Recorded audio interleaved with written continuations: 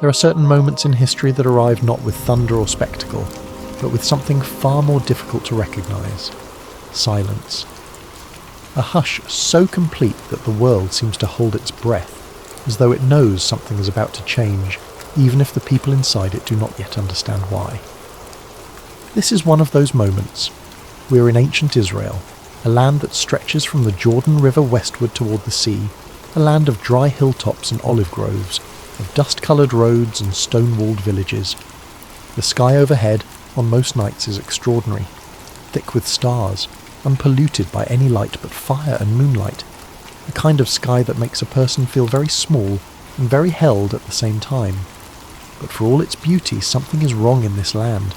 Something has gone quiet that should not be quiet. The text in 1 Samuel tells us, plainly and without embellishment, that the word of God was rare in those days, that visions were not widespread. This is not a minor detail tucked into the background. This is the entire emotional canvas on which tonight's story is painted. The people of Israel had a covenant, a relationship with their God stretching back centuries, to the patriarchs, to the burning bush, to the thunder at Sinai. But something had grown thin between them. The communication had dimmed. The prophetic voice had gone nearly quiet. This happened, as the ancient writers understood it, not because God had abandoned anyone, but because the spiritual leadership of the moment had failed in ways both subtle and severe. The priesthood at Shiloh, where the Tabernacle stood, where the Ark of the Covenant rested, where the sacred fire burned, had become corrupted. And at the centre of that corruption was a family, the family of Eli. Eli himself was not a wicked man. Let us be careful and fair here, because the narrative of Scripture is rarely a simple matter of heroes and villains. Eli was old, he was devoted in his own way. He had served the tabernacle for decades, but he was a father who had refused, or perhaps simply failed, to confront the sins of his sons, two men named Hophni and Phinehas, who served as priests alongside him and had turned the sacred things of God into instruments of personal gain and appetite. They took the best portions of the offerings for themselves. They treated the sacrifices of the people with contempt. They used their position in ways that the text describes as profoundly dishonourable, in ways that made the people of Israel loathe the idea of coming to worship at all. And Eli knew, he had heard. He had spoken to his sons about it, once, gently, in a way that carried no real weight or consequence, and then he had let it continue. This is the world into which our young servant walks tonight. This is the silence in which a voice is about to speak. His name is Samuel, and in the ancient Hebrew, that name carries within it a sentence, something like God has heard, or heard by God, or even name of God. Depending on the tradition you follow, the exact etymology shifts slightly, but the resonance does not. His name is not an accident. His name is a story compressed into a single word. Samuel came to the tabernacle at Shiloh as a very young child. Some scholars suggest as young as 3 years old, though others place the dedication somewhat later. He came because his mother, Hannah, had made a vow. Hannah had been barren for many years, a source of deep personal grief in a culture where children were understood as blessing and legacy and continuation. She had prayed at the tabernacle itself, weeping so deeply that Eli, watching her lips move without sound, had initially mistaken her for a woman who had been drinking. She had not been drinking. She had been praying with every atom of her being, bargaining with the God she trusted, promising that if she were given a son, she would return that son to God's service for the whole of his life. And she had been heard. A child came. She named him Samuel. And when he was old enough to be weaned, she carried him back to Shiloh and placed him in the care of Eli, just as she had promised. Imagine what that must have felt like for her. Imagine walking away, and imagine what it felt like for the boy. This small figure suddenly set down into a world of lamplight and incense and ritual, and an old man's slow footsteps far from his mother's voice. But Samuel adapted. He grew. He served.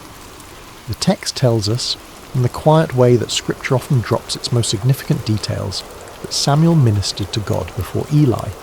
He wore a linen ephod, a priestly garment, the uniform of someone devoted to sacred service. Each year his mother would make him a new robe and bring it to him when the family came for the annual sacrifice. This detail, small and domestic and tender, has always struck me as one of the most humanizing things in the entire account. While prophets and priests move through grand cosmic drama, a mother is sewing a little coat for her son. He was, in every outward way, unremarkable. He was not yet a prophet. The text is explicit. Samuel did not yet know God. This phrase should not be misunderstood. It does not mean Samuel was godless or faithless. It means he had not yet had the direct personal experience of God speaking to him. He served faithfully in a role he had been given before he was old enough to choose it. He swept the floors of the tabernacle. He trimmed the lamps. He ran errands for an old man whose eyes were growing dim. He lay down to sleep each night in the sacred space, close to the presence he had been told was there but had not yet encountered for himself. He was a boy standing at the threshold of something immense, with no idea that the door was about to open. Let us settle into the night for a moment.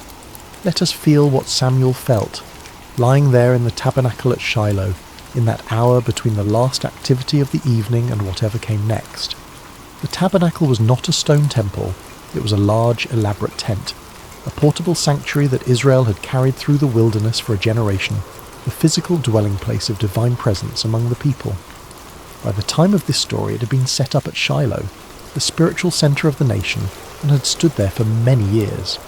Its walls were panels of woven fabric and acacia wood. Its curtains were deep blue and purple and crimson.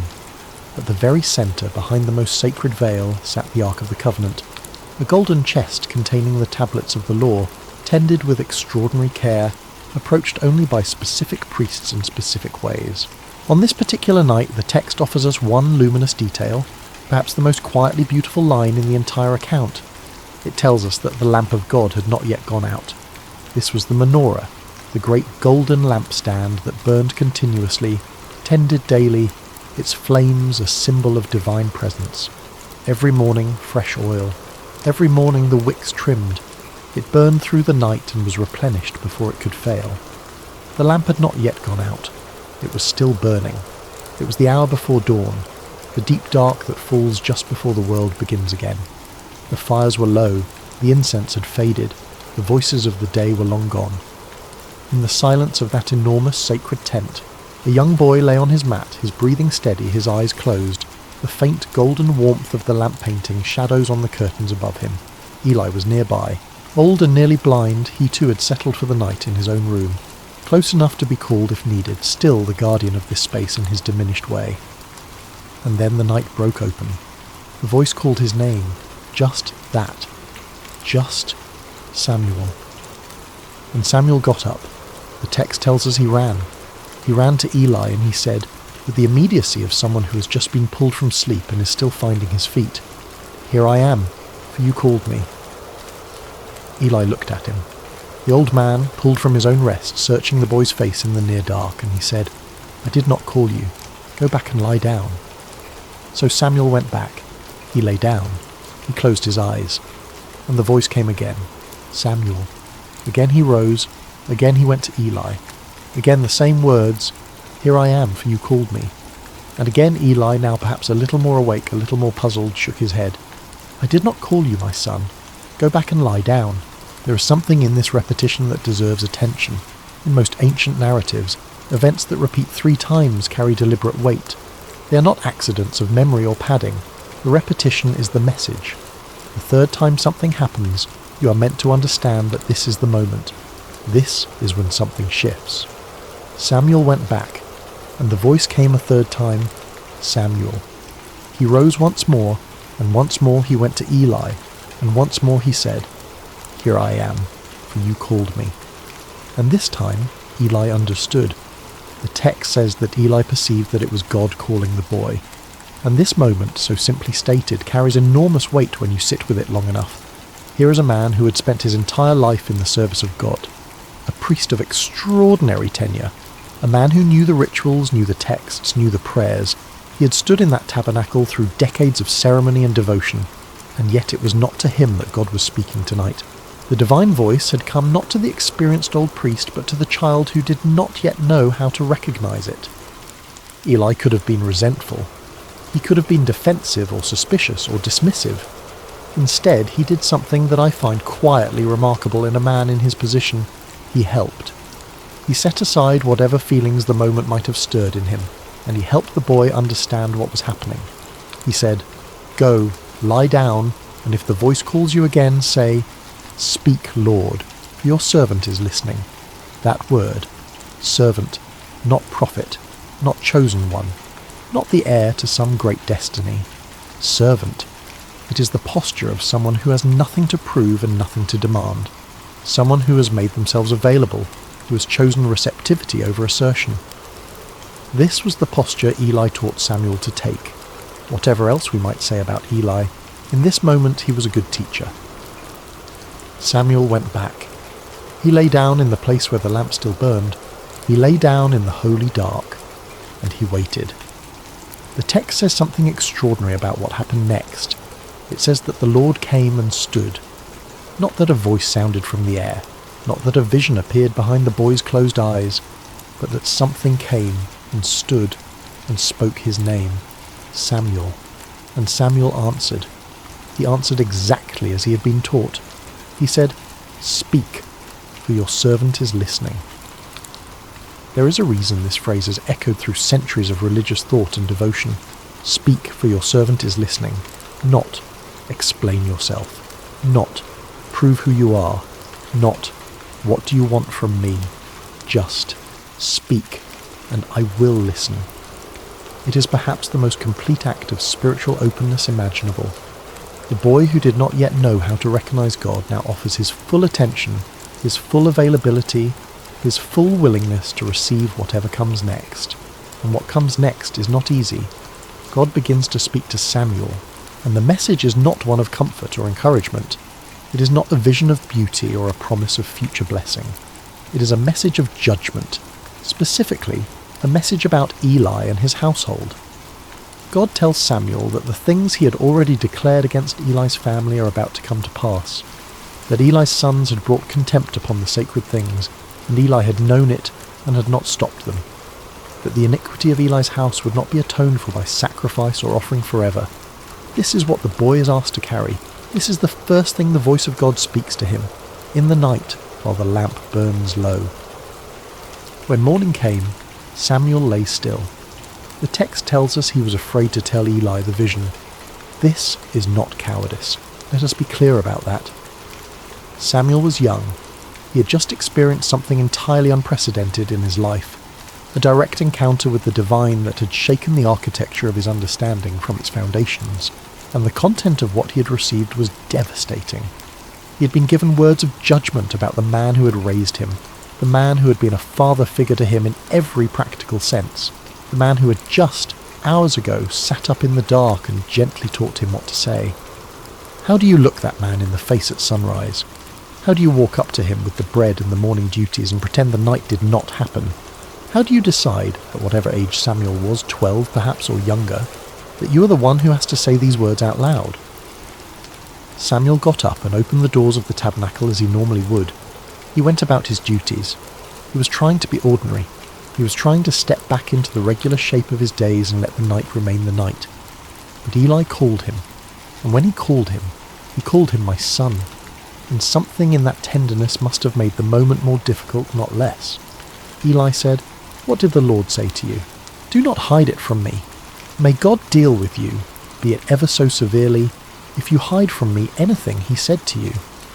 Eli already knew. He had felt it in the way the morning carried itself. He had sensed it in the boy's posture and the careful way he moved through the space between them, and he was asking Samuel not because he needed confirmation of something uncertain, but because he understood that the message needed to be spoken, that carrying it alone would harm the boy, that truth, even terrible truth, is meant to be released, not held.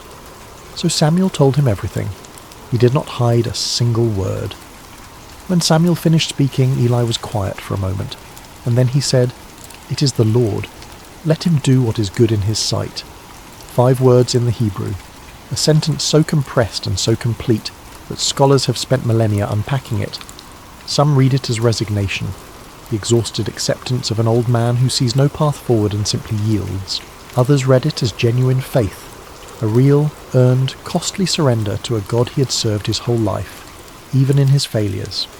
I think it is probably both. I think Eli, in that moment, held both grief and trust in the same hand, the way that deeply lived faith often requires. He did not argue. He did not become angry at Samuel for delivering the message. He did not attempt to defend himself or explain away the judgment. He heard it, and he accepted it, and he named the one who had spoken it as Lord.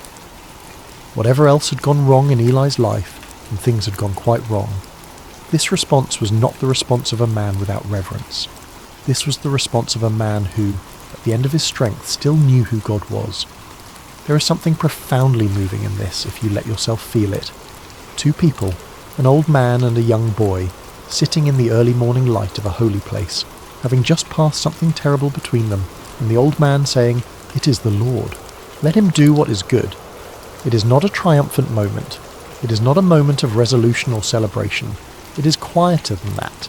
It is the kind of moment that you carry inside you long after the specifics have faded. The story does not end there. Scripture tells us what happened next, and it is important to understand the scale of what this night was the beginning of. Samuel grew. This is how the text puts it, and it means more than physical growth. The Lord was with him, and let none of his words fall to the ground. This phrase, "none of his words fell to the ground," is one of those ancient expressions that carries an entire worldview within it. Words that fall to the ground are words that come to nothing, predictions that fail, messages that are forgotten, declarations that dissolve into air. Samuel's words did not do this. What he said came to pass. What he declared held. And all of Israel, from Dan in the far north to Beersheba in the south, came to know that Samuel had been established as a prophet of God. The text says the Lord revealed himself to Samuel at Shiloh by the word of the Lord, and that phrase, revealed himself, is the same language used for the most intimate moments of divine encounter in the Hebrew Scriptures. Not a memo delivered, not an assignment handed out, a revealing, a making known of something that had been hidden. The silence that had settled over Israel, the rarity of divine word and vision that opened this story, had been broken. Not by a great military victory, not by a political event, not by the rise of a powerful leader, by a boy lying down to sleep in a quiet room with a lamp still burning, who answered a voice he did not recognize with the words, "Speak, for your servant is listening." The nation was about to change. The monarchy was coming. Saul and then David, the whole vast sweep of Israel's royal age. And at the centre of all of it, as the voice who anointed kings and spoke truth to power and refused to simply say what people wanted to hear, would be this man, Samuel, the boy the voice found in the night. There is a particular kind of wisdom that only arrives in the night. Not in the fever of activity, not in the noise of the day's full demands, not in the performance of public life, but in the moments when the lamp is low and the world is quiet, and there is nowhere to be and nothing to prove. The calling of Samuel happened in exactly this kind of moment, and this is not, I think, an accident. Every spiritual tradition that has ever grappled seriously with the question of how the infinite communicates with the finite has arrived, eventually, at some version of this truth. You have to be still to hear it. The mystics of the Christian tradition called it contemplative prayer. The Desert Fathers retreated into silence as a discipline. The Jewish tradition built the concept of Shabbat, a structured weekly withdrawal from noise and production, partly around this insight. The Islamic tradition holds within it a practice of nighttime prayer, the tahajjud, performed in the small hours when the world sleeps. The Sufi poets wrote about the lover who calls and the beloved who must learn to recognize the voice before the answer can come. Across all of these, the same pattern. Quietness as a condition of hearing, stillness as a prerequisite for recognition. Not because the divine is weak or distant, but because we are habitually loud. Because the ordinary noise of living tends to fill every available space. Because we have to practice, in some sense, the art of becoming available. Samuel did not go looking for a divine encounter that night. He was just sleeping, as he had slept every other night in that same sacred space. But something about him was available. Something about the posture of a child, the openness, the lack of agenda, the uncomplicated willingness to simply be where he was, made him the right vessel for the moment. And when Eli gave him the words, Samuel used them exactly. Not embellished, not interrogated. Just speak. I am listening. There is something in this that applies to every one of us, regardless of our religious tradition, or the particular shape of what we call sacred. There are things that only come to us when we stop moving, insights that wait patiently at the edge of our awareness until we finally slow down enough for them to step forward. Understandings about ourselves, about the people we love, about what we actually want from our brief lives.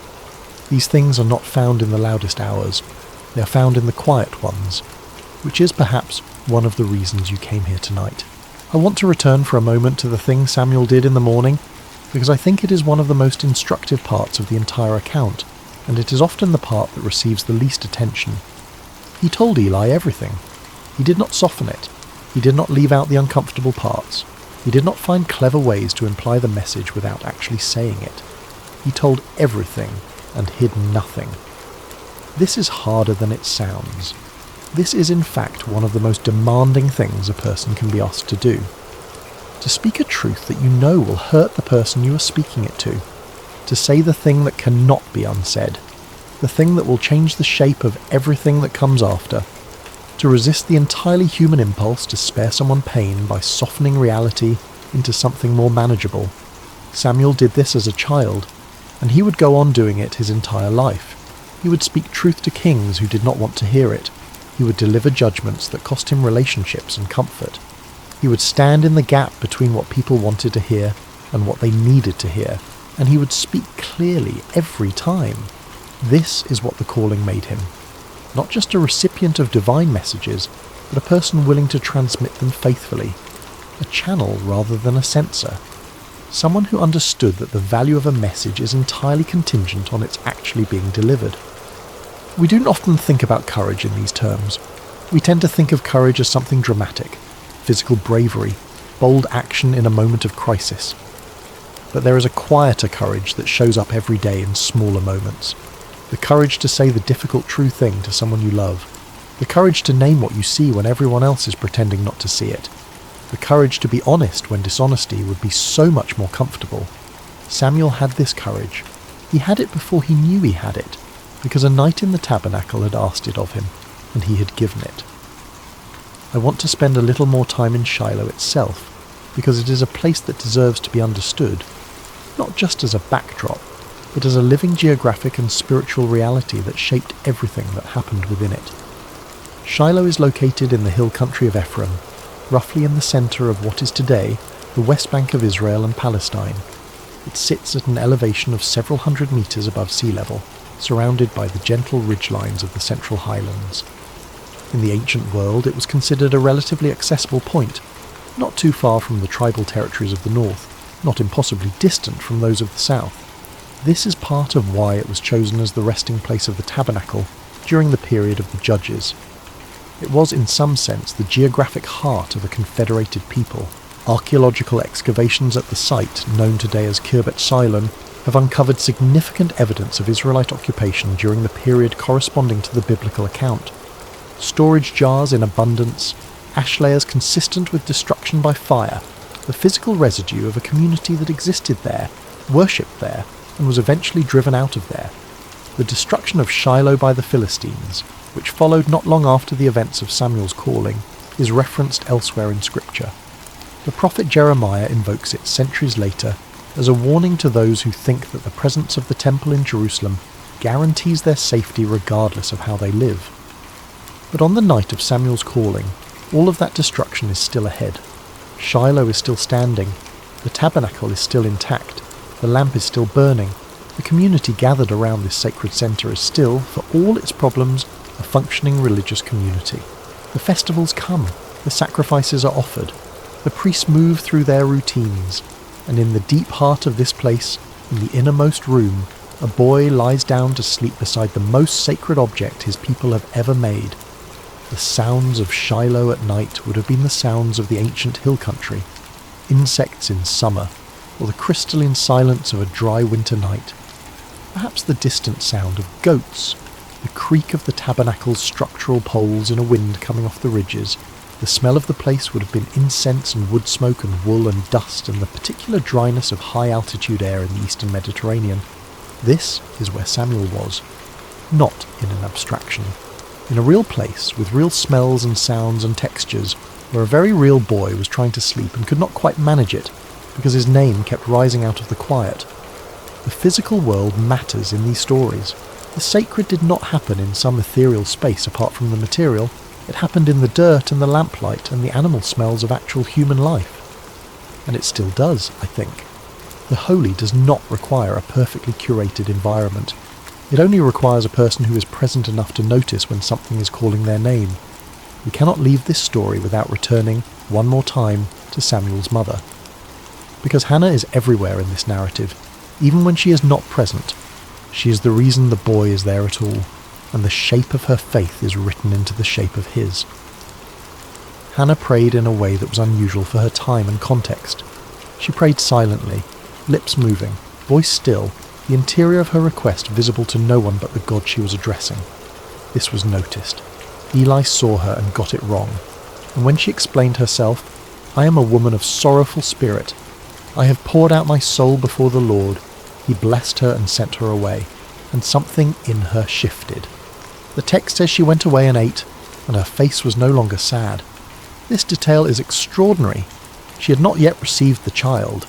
The prayer had been offered, and nothing had changed externally.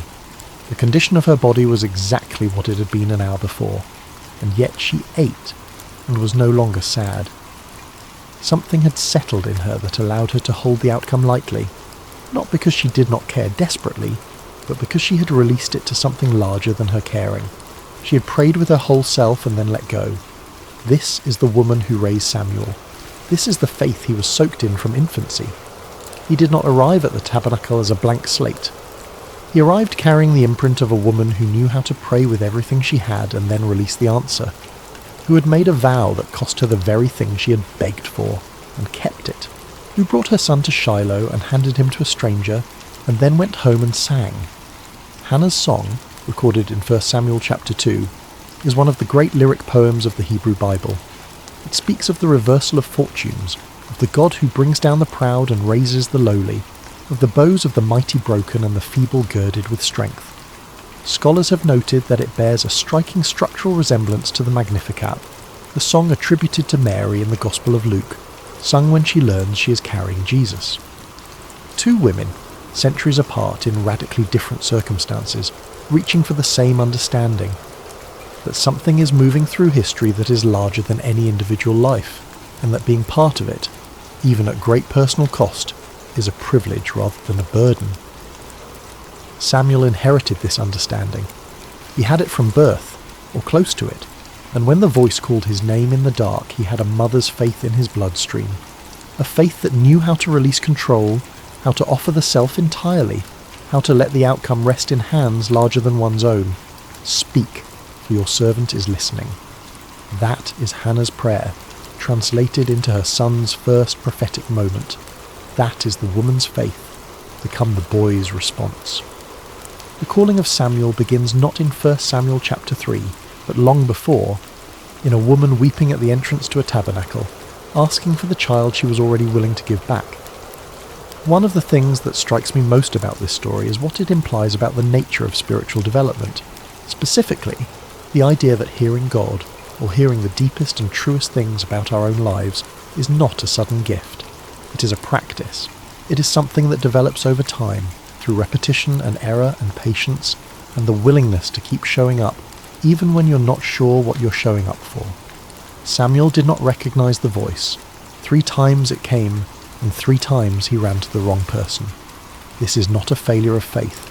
This is the honest portrayal of what it is like to be at the beginning of a spiritual journey. You hear something, but you do not yet know what to call it. You feel something, but you do not yet have the vocabulary for it.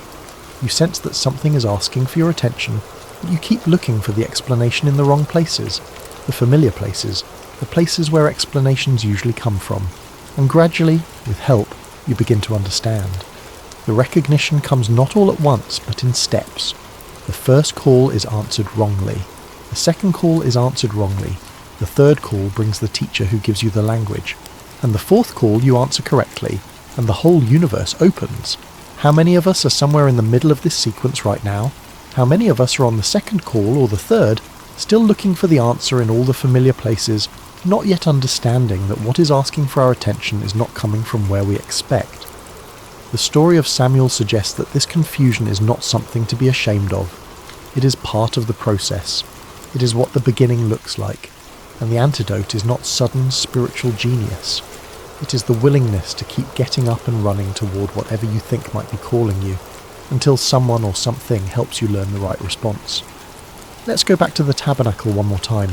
Let us stand there for a moment in the imagination and feel the weight of what that space was. At the centre of it, behind the veil, was the Ark of the Covenant, a chest of acacia wood overlaid with gold, approximately 1.5 cubits wide and 1.5 cubits tall, and 2.5 cubits long. These are ancient measurements, roughly the size of a large trunk perhaps. On top of it, 2 golden cherubim with their wings spread inward, their faces turned slightly toward the lid, which was called the mercy seat. This is where, according to the text, God's presence rested in a particular and special way among the people. Samuel slept near this. He lay down in proximity to the most sacred object in the ancient world, at least in the understanding of the people who had built it, and tended it, and carried it through 40 years of wilderness, and placed it at the centre of their communal life. He did this every night without apparently thinking very much about it. This was simply where he slept. I find something profound in this, that the sacred became, for Samuel, ordinary, not cheap, not dismissed or taken for granted in any disrespectful sense, but ordinary in the way that anything becomes ordinary when you live alongside it long enough. He did not quake and tremble every time he lay down near the ark. He simply lay down. He slept. He was a child in a quiet room, and yet the ordinary room held extraordinary things.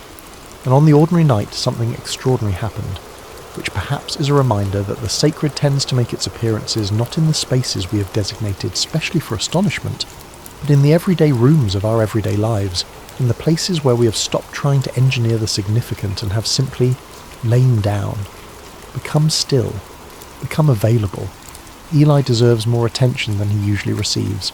He is typically cast as a secondary figure in this story, the old priest whose failure sets the stage for Samuel's emergence. And that is true, as far as it goes, but it is not the whole of what Eli is. Consider him on this particular night. An old man, his vision nearly gone, his life's work complicated by the behaviour of sons he could not control, lying in the dark of the tabernacle, and 3 times the young child runs to him saying, "You called me." 3 times he has to say, "I did not call you. Go back to sleep."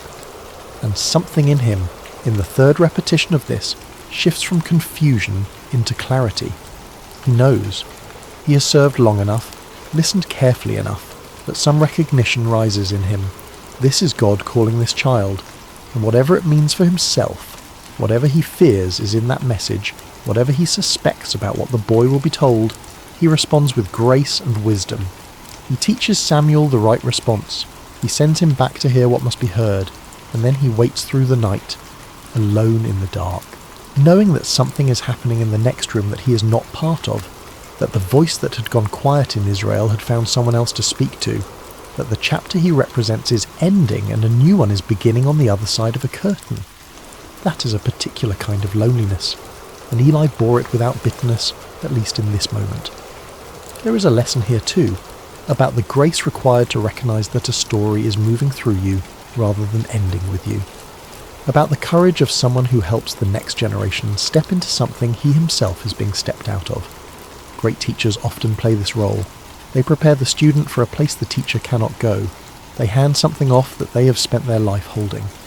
And the wisdom of the handoff, its generosity and its lack of jealousy, is often the last and greatest thing they have to teach. In the long sweep of the Hebrew Bible, Samuel occupies a singular position. He is, as many scholars describe him, the last of the judges and the first of the prophets, a figure who stands at the hinge between 2 eras of Israelite history. Before him, Israel was governed by charismatic leaders who arose in times of crisis, led military campaigns, and then passed. After him, Israel would be governed by kings, and Samuel would be the one who navigated that transition, who anointed the first king, Saul, and then, when Saul's choices proved catastrophic, who anointed the second, David. The weight of those decisions is almost impossible to overstate. The monarchy of Israel is not a minor footnote in human history. It is the lineage through which an entire theological tradition traces the messianic promise. David's name echoes through the New Testament, through Christian theology, through centuries of liturgy and literature and art. and the man who saw that lineage begin was the boy in the tabernacle, the one who heard his name in the dark and did not yet know whose voice it was. Samuel would live to see kings crowned and kings fall. He would stand before Saul and deliver the devastating judgment. The Lord has torn the kingdom of Israel from you today, and has given it to a neighbour of yours who is better than you. He would anoint David in secret while Saul still sat on the throne, an act of extraordinary courage and extraordinary faith. He would serve as the conscience of a nation in a way that cost him, personally, a great deal. And through all of it, the quality that seems to define him most consistently is the one that was formed on that first night, the willingness to listen and the courage to speak what he heard without hiding anything. I keep returning to that detail. The lamp of God had not yet gone out. In the immediate, practical sense, this places the scene at a specific time, the deep pre-dawn hours when the lamp was still burning but dawn was coming. It tells us something about the setting. But I do not think it is only a practical detail. I think the writer knew what they were doing when they put it there. The lamp represents continuity. It represents the presence that had not abandoned the people, even in the years of spiritual drought. It represents the fact that however quiet things had grown, however corrupted the priesthood had become, however rare the visions and the word, something was still burning. Something had not gone out. The covenant had not been revoked. The sacred fire had not been extinguished. And it is in this moment, this precise moment of the lamp still burning, the lamp not yet extinguished, that the voice comes, not after things have been fixed, not after Eli's sons have been dealt with, not after Israel has cleaned up its spiritual life and made itself worthy of the divine communication it had lost, before any of that. In the middle of the mess, while the lamp still burned, the voice spoke. This is, I think, the most hopeful thing in the entire account. The voice does not wait for perfection. The divine does not hold its silence until everything is in order. It speaks into the imperfection, into the corruption, into the silence itself, and it finds the one who is willing to lie down in the holy dark and listen. There is something here for every person who has ever felt like the spiritual life they once knew has gone quiet, who has felt the distance, the rarity of the sacred, the sense that something that was once accessible has withdrawn. The lamp of this story is still burning, the voice is still speaking, and the only question, always, is whether anyone is willing to lie down in the dark and wait and listen and say, "Speak, I am here, I am listening. What does it mean to be called?" This is one of those questions that shows up in theology, in philosophy, in the most practical conversations people have about career and purpose and meaning. What does it mean to feel that you have been summoned towards something specific? That your life has a particular direction it is meant to move in? That the shape of what you are is fitted for something, and that the something is real? Samuel's calling gives us one kind of answer, and it is worth noticing what the answer does and does not look like. The calling did not arrive with a map. Samuel was not told, "Here is your full assignment, here is the plan for the next 70 years, here is everything you will do and be." He was given one message, one terrifying message about one specific judgment, and then the calling unfolded from there, over years and decades, one moment at a time, one word at a time.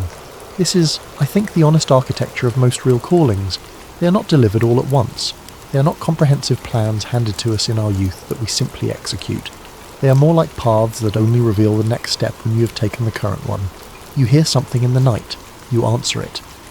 And what happens after that shapes what you are asked to hear next, and what you find yourself capable of answering. Samuel did not know, lying in the dark at Shiloh, that he would one day stand before kings. He did not know that his name would be spoken for 3,000 years. He only knew that a voice had called him, and that he had answered it, and that in the morning he had told the truth about what he had heard, even though it was frightening to do so. The rest followed from that, as it tends to. The story of Samuel's calling sits inside a much longer story, a thread that stretches back through the Hebrew Bible, to Abraham hearing a call to leave his homeland, to Moses hearing a voice from a burning bush, to Elijah hearing what the text describes as a still small voice after the wind and the earthquake and the fire. The divine has a pattern in these accounts of speaking most clearly in moments of extraordinary stillness, to individuals who are alone, who are frightened, who are not performing but simply present. The thread continues forward as well. In the New Testament, a young woman named Mary is visited in an ordinary room and told something that will reshape history, and she says, "Be it unto me according to your word." In the Garden of Gethsemane, on the night before crucifixion, a man kneels in the dark and prays, "Not my will, but yours." The Apostle Paul, knocked from his horse on the road to Damascus, hears a voice and says, "Who are you, Lord?" And then, "What do you want me to do?" All of these moments share something with Samuel's night at Shiloh. They all involve a posture of availability, a willingness to receive, an openness to hearing something that cannot be anticipated or controlled. They are all moments in which a person who thought they knew what their life was about suddenly discovered that the story was larger than they had imagined. And they are all, in their different ways, invitations, not just for the people they happen to, but for every person who has ever heard the account and felt somewhere deep in the chest that it is speaking to something in them too. That the call is not only historical, that the lamp is still burning, that the night is still the kind of night in which voices speak to those willing to listen. There is one final image I want to leave you with tonight, before the story settles into sleep and you settle into your own rest. Samuel was asleep near the ark. He was in a holy place doing a very ordinary thing. He was not in prayer. He was not fasting. He was not performing a ritual or seeking an encounter. He was lying down to sleep, as he did every night, in the place where his life had placed him, and the voice came there, to that specific place, to that specific night, to the specific shape of his availability in that specific moment. I think about this sometimes when I consider where we encounter the things that matter most. It is rarely in the places we designate for significance. It is rarely in the ceremonial moments, the high production experiences, the planned occasions for meaning. It is in the ordinary rooms of our lives. It is in the quiet corners of our daily existence, the places where we have stopped trying to engineer the significant and have simply lain down, become still, become available. The place where Samuel slept was holy, not only because of what it contained, but because of who he was as he lay there. A person with no agenda for that particular night. A child whose life had been given over to something he barely understood, who asked for nothing and demanded nothing, and simply let the night be what it was. The ark was there, the lamp was burning, and in the stillness between one moment and the next, the universe spoke his name. It speaks in names, I think. Not always in words we expect, not always in forms we recognize, but in the particular name that is our name, the specific call of a specific life toward a specific becoming. The question is not whether the call is there. The question is whether we are lying down in the right kind of stillness to hear it. Tonight, I hope you are. There is a monastic tradition, preserved across many centuries of Christian contemplative practice, called Lectio Divina, sacred reading. It is a discipline developed originally in the great monasteries of medieval Europe, though its roots reach back further into the practices of the Desert Fathers who retreated into the Egyptian wilderness in the 3rd and 4th centuries to seek the kind of silence that Samuel found by circumstance. The practice works like this. A short passage of scripture, sometimes just a verse or two, rarely more than a paragraph, is read slowly, not studied in the academic sense, not analysed or dissected, but simply heard. Then it is read again, and again, and the practitioner waits between each reading in silence for something to surface. Not a theological insight necessarily, not a doctrinal conclusion, not something to write down and systematise, but a word, a phrase, an image, a feeling, something that rises up from the text and seems to address the particular shape of the person's inner life in that particular moment. The tradition assumes that Scripture is alive in a way that makes it capable of speaking differently to the same person at different times in their life, that the words do not exhaust themselves in a single reading, that there is always more available to the person who is willing to return to stillness and listen again. I think about Samuel when I think about Lectio Divina, because what happened to him in the Tabernacle was in some sense the original version of this practice.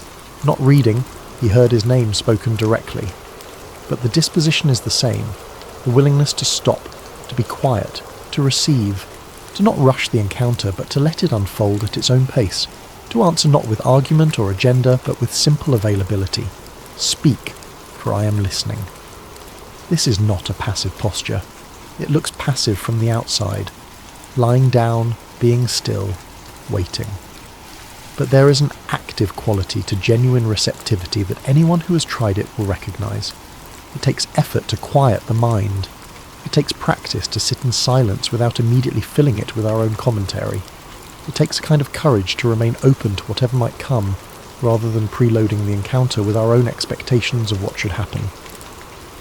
Samuel had not been taught this. He had not trained for it.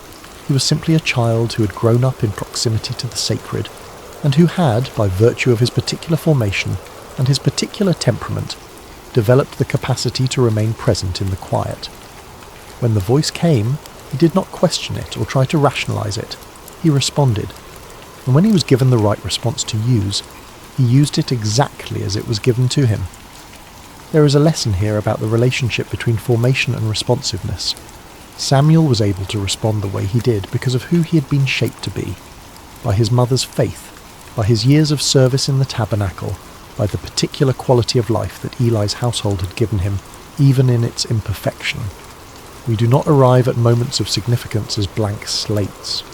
We bring everything we are, everything we have been formed by, everything we have practiced and endured and received.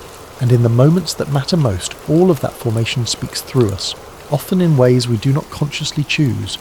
What are you being formed into in this season of your life? What practices, what disciplines, what relationships, what experiences are shaping the person you will be in the moment that calls for the best of you? These are not small questions. They are the questions that Samuel's story, at its deepest level, is asking us to sit with. One of the things that moves me most about the story of Samuel's calling is that he did not seek it.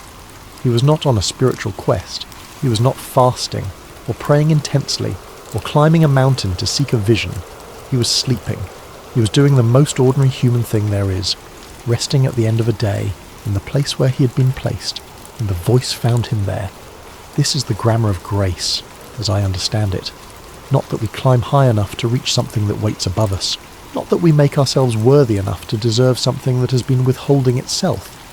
But that something comes to us where we are, in the ordinary rooms of our ordinary lives, and calls us by name, and waits to see if we will answer.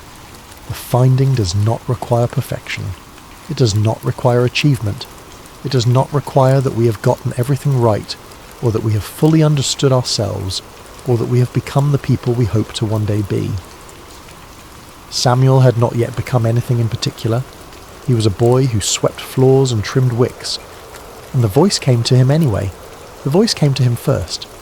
There is a freedom in this, if you let yourself feel it. The pressure of having to find your way to something that is beyond your reach, to be good enough, spiritual enough, serious enough, disciplined enough, dissolves somewhat in the face of a story that says, in the night, in the ordinary room, with no fanfare and no preparation, the voice came and found the one who was willing to listen. The seeking was not Samuel's. The finding was not Samuel's accomplishment. He was found. He answered. And that answering was enough to begin everything that came after. You are in this moment lying down somewhere in the dark. The lamp is burning, whatever that means for you, whatever it is in your life that has not yet gone out, that continues to burn even in the dry and quiet seasons. And the question that the story of Samuel leaves open, beautifully, generously open, is not whether you are good enough or ready enough or spiritual enough. The question is simply whether you are listening. Whether in the quiet of this particular night you might be available enough to hear whatever is trying to find you in the dark. I hope you are. I think you might be. The fact that you came here tonight, to this quiet space, to this story that is 3,000 years old and somehow still speaking, suggests that something in you is already practicing the posture of Samuel, already lying down near the lamp, already somewhere in the vicinity of the answer that is waiting to be given. Speak, for your servant is listening. Rest now. Let the night be what it is. Let the stories of those who came before you carry you gently toward whatever waits on the other side of sleep. And know that you are held in something much larger than this moment, something that has been speaking through the human story for a very long time and has not yet gone quiet. The lamp is still burning.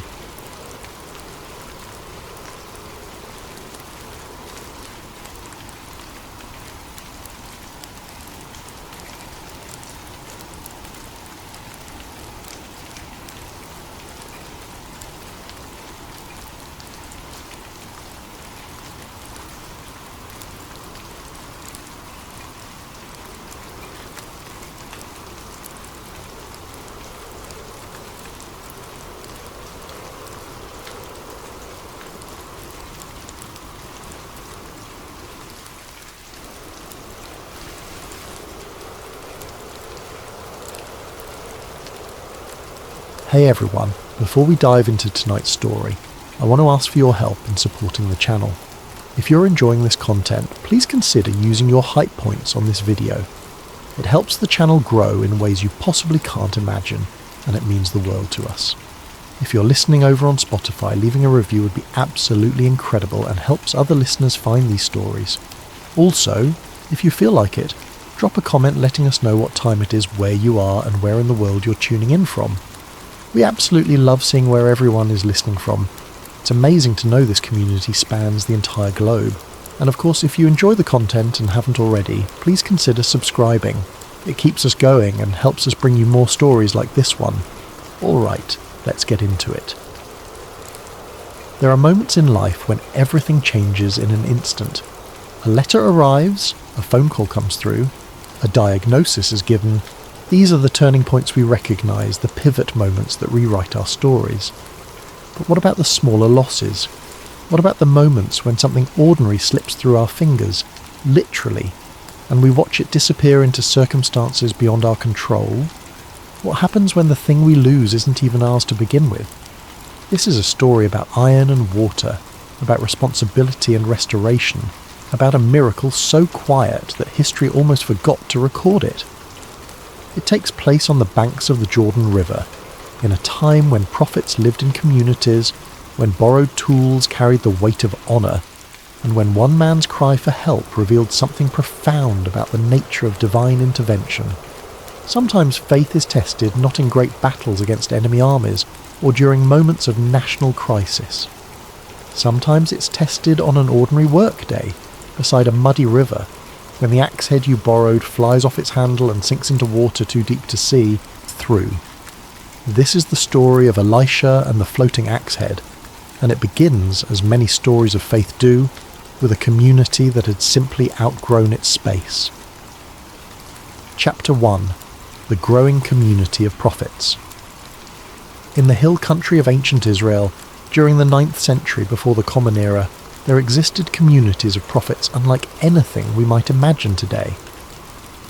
These weren't isolated mystics living in caves or wandering preachers moving from town to town. They were organised groups of men dedicated to studying the law, practising worship, and serving as the spiritual conscience of the nation. Elisha led one such community. He had inherited this role from Elijah, the legendary prophet who had been taken up to heaven in a chariot of fire. Where Elijah had been fierce and solitary, Elisha was different. He worked among people, he lived with them, he taught them. The prophets who gathered around him weren't just students.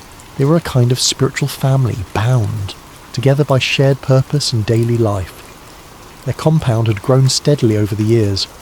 What had once housed a handful of devoted men now sheltered dozens. The rooms were cramped, the communal spaces inadequate.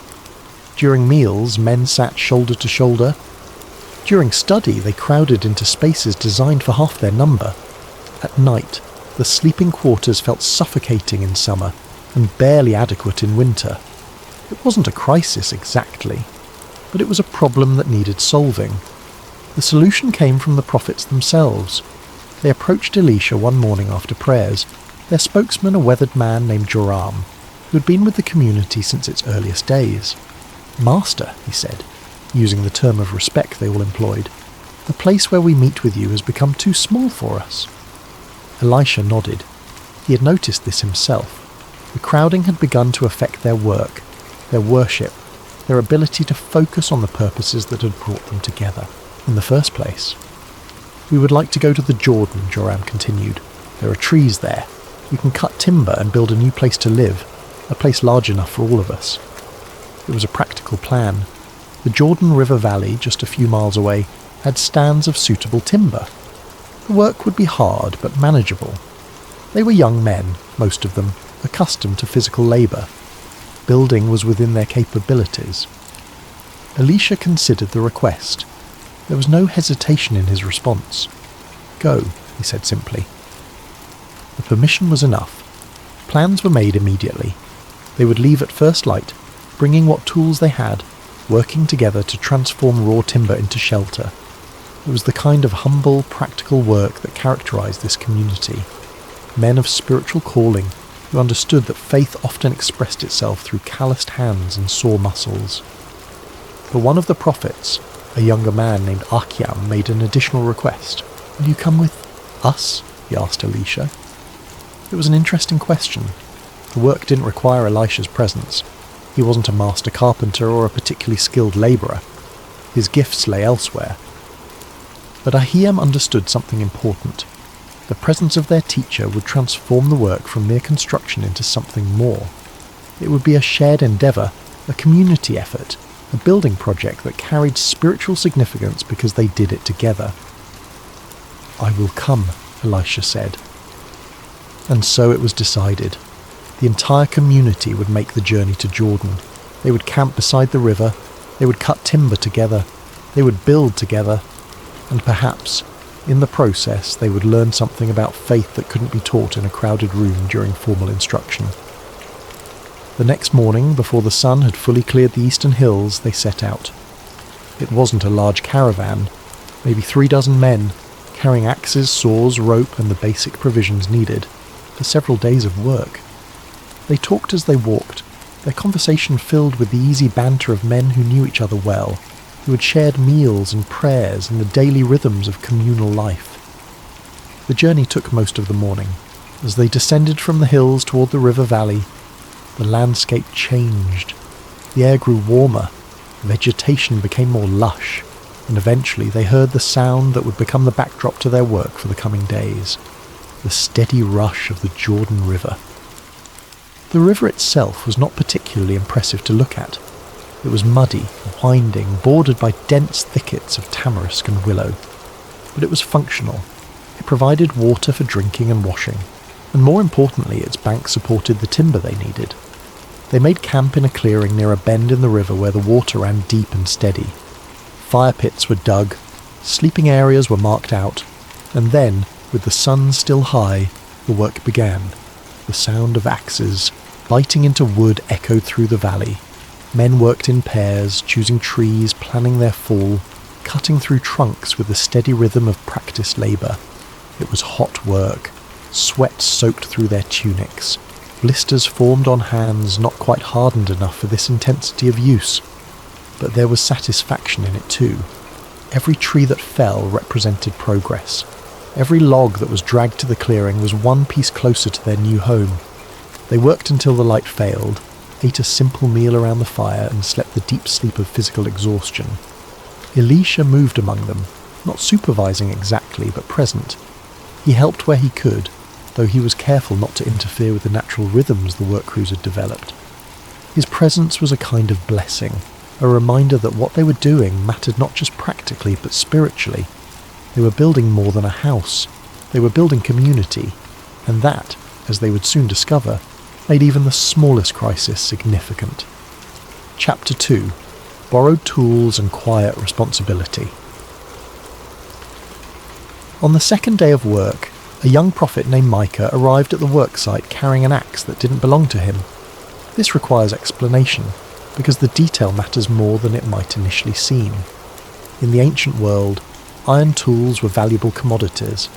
The technology for smelting and forging iron had only relatively recently spread throughout the region, and the process remained difficult and expensive. The quality iron axe head represented a significant investment, far beyond what most men, especially those living in a prophet's community, could easily afford. The prophets had brought what tools they owned collectively, but there weren't enough to go around. Some men shared, some took turns, and some, like Micah, had borrowed from neighbours or relatives who had been willing to lend their tools for this community project. Micah's borrowed axe had come from his uncle, a blacksmith in a nearby town. It was a good tool, well balanced, with an edge that held its sharpness through hours of work. His uncle had lent it willingly, understanding that it would be used for the construction of the prophet's new dwelling. But the loan carried implicit weight. It was a matter of trust. When you borrowed something valuable in that time and place, you entered into a relationship of responsibility. The item wasn't yours. You were its temporary guardian. Its safe return wasn't just a practical matter. It was an issue of honour, of integrity, of the fundamental trustworthiness that held communities together. Micah understood this. Every time he picked up the axe, he felt the dual weight of the tool itself and the obligation it represented. He was careful with it. He didn't let others use it. When breaks came, he didn't leave it lying in the dirt, but set it carefully aside, handle up, where it wouldn't be stepped on or damaged. For a day and a half, everything went fine. He worked alongside a partner named Seth, cutting timber at a steady pace. They had developed a good rhythm, Micah's borrowed axe biting deep, Seth's saw following, the tree falling cleanly, the work progressing as planned. The morning of the third day started no differently than the previous days.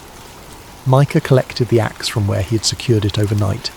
He tested the edge with his thumb, still sharp, still good. He and Seth walked to the section of riverbank where they had marked their next tree, a tall willow that would provide straight workable timber. The tree stood at the water's edge, its roots likely drawing moisture directly from the river. It would fall cleanly if they positioned themselves correctly. Micah found his stance, feet planted firmly, shoulders squared to the trunk. He drew the axe back and swung. The blade bit deep. Wood chips flew. He could feel the solid connection through his arms, the satisfying sensation of a well-aimed blow doing exactly what it was supposed to do. He drew back for another swing, and that's when everything changed. Chapter 3. The Accident at the River. The axe head had been secured to its wooden handle with a wedge, as was standard. The handle itself had been shaped to fit snugly into the iron head socket, and under normal circumstances this connection was solid and reliable. Axes had been made this way for generations, the design was proven, the method was sound, but nothing is permanent. Wood shrinks and swells with moisture and temperature changes, wedges can loosen, and impacts repeated over hours of hard work can gradually stress connections that seem perfectly secure. Micah felt it the instant it happened. The weight distribution changed mid-swing. What should have been a fluid arc of force suddenly became unbalanced, wrong. The wooden handle was still in his hands, but the iron head was no longer attached to it. The axe head flew forward, spinning, through the air, still carrying the momentum of Micah's swing. Time seemed to stretch. He watched its trajectory, a dark blur of iron against the bright morning sky, tumbling end over end. For a brief moment, there was the possibility that it would land on the bank, that it would hit dirt or grass or wood, anywhere that would allow him to simply pick it up and continue working. But it didn't land on the bank. The axe head arced over the river's edge and dropped into the water with a splash that sounded obscenely loud in the sudden silence. Micah stood frozen, still holding the useless handle, staring at the spot where the iron had disappeared beneath the surface. The water was murky, clouded with silt, impossible to see through. The river ran deep at this point, deep enough that standing in it would put the water over a man's head. Seth, who had been preparing the saw for the next cut, looked up at the sound. His eyes went from Micah's stricken face to the handle without its head, and he understood immediately what had happened. "Did it?" Seth began. "It's gone," Micah said. His voice sounded strange in his own ears. It went into the water. They both stepped to the river's edge and looked down. The Jordan flowed past, indifferent, its surface showing no sign of what it had just swallowed. There was no glint of metal in the shallows, no way to mark the spot where the axe head had sunk. It could be resting on the bottom directly below where they stood, or it could have already been swept downstream by the current. Either way, it was gone. Micah felt something cold settle in his chest. This wasn't just an inconvenience. This wasn't just a delay in the work. This was disaster. The axe head didn't belong to him. He couldn't simply shrug and move on to another task. He couldn't write it off as the cost of doing business. His uncle had trusted him with something valuable, and he had lost it through what? Carelessness? Bad luck? It didn't matter. The result was the same. He would have to tell his uncle. He would have to explain that the tool was gone, irretrievable, lost to the depths of a river. And then what? Could he afford to replace it? Would his uncle demand compensation? Would this damage their relationship, introduce suspicion and distance where there had been trust? The practical questions spiraled into darker territory. What would the other prophets think? Would they see him as irresponsible? Would Elisha view this as evidence of poor character, of unsuitability for the serious spiritual work they were supposed to be doing? All of this flashed through Micah's mind in the seconds after the splash. The morning had been ordinary, the work progressing well, the day holding no particular significance, and then, in one moment, one swing of an axe, everything had changed. Seth put a hand on his shoulder. "We should tell the master," he said quietly. Micah nodded. There was nothing else to do. No point in staring at the water. No possibility of fishing out what was lost without help that he didn't have and couldn't imagine how to obtain. Together they walked back toward the camp, leaving the incomplete tree, leaving the riverbank, carrying only the empty axe handle and the weight of what had been lost. Chapter 4. A Cry for Help. They found Elisha near the centre of the work area, conferring with several of the older prophets about the construction plan. He looked up as Micah and Seth approached, and his expression shifted immediately. He knew these men well enough to read distress when he saw it. "Master," Micah said, and his voice cracked slightly on the word. He held up the wooden handle. "I've lost the axe head." Elisha's gaze moved from Micah's face to the handle and back again. He didn't speak immediately, letting the silence invite the full story. "It flew off while I was cutting," Micah continued. "It went into the river. It's gone." He paused, and then the crucial detail.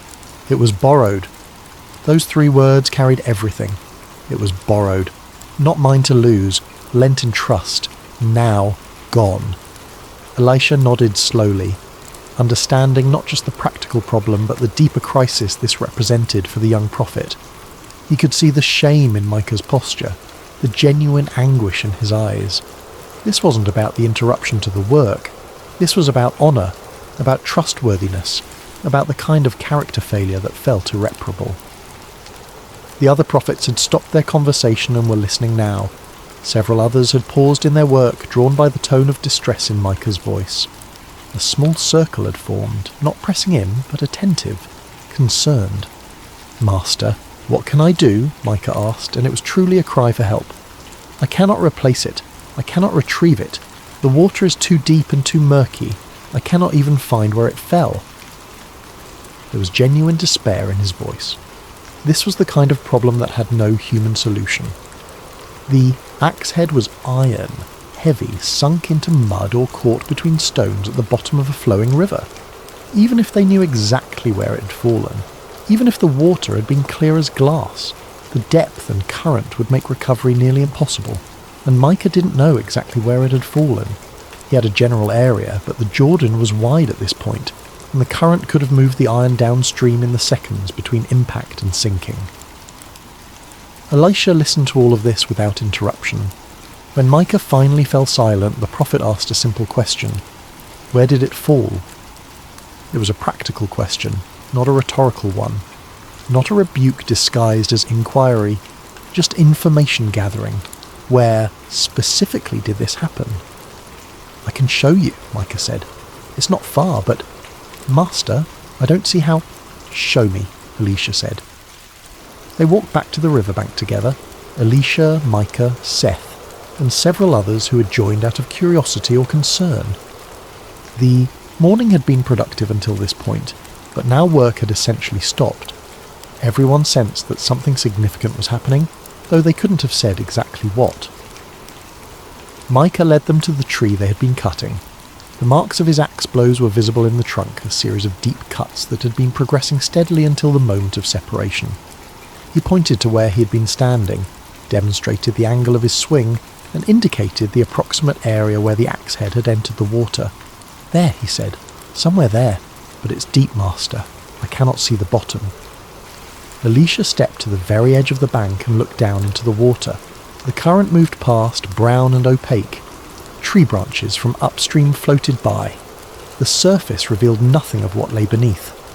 For a long moment, the prophet simply stood there looking at the water. The other men waited, unsure what to expect. Was this a teaching moment? Was Elisha about to deliver a lesson about carelessness or the importance of maintaining tools? Was he going to help Micah devise some plan for explaining the loss to his uncle? None of them anticipated what happened next. Chapter 5. Elisha's Simple Question. Elisha turned away from the river and scanned the surrounding area. His eyes settled on a fallen branch, not particularly large, perhaps as thick as a man's wrist and an arm's length long. He walked over to it, tested its weight, and seemed satisfied. "Here," he said, though he wasn't speaking to anyone in particular. Using a small knife he carried, he cut the branch from the tree it had fallen from, trimming away smaller offshoots until he had a relatively straight piece of wood. The action was methodical, almost meditative. There was no urgency in his movements, no sense of rush or anxiety. The prophets watched in confused silence. What was he doing? Surely he wasn't going to use a stick to try to fish out an iron axe head from a river too deep to wade in and too murky to see through. That would be absurd. Impossible. Elisha returned to the spot Micah had indicated. He held the stick in his right hand, testing its weight once more. Then, without ceremony, without any dramatic gesture or spoken prayer, he simply threw it into the water. The stick splashed down and bobbed on the surface, immediately beginning to drift with the current. For a moment, nothing else happened. The stick floated. The water flowed.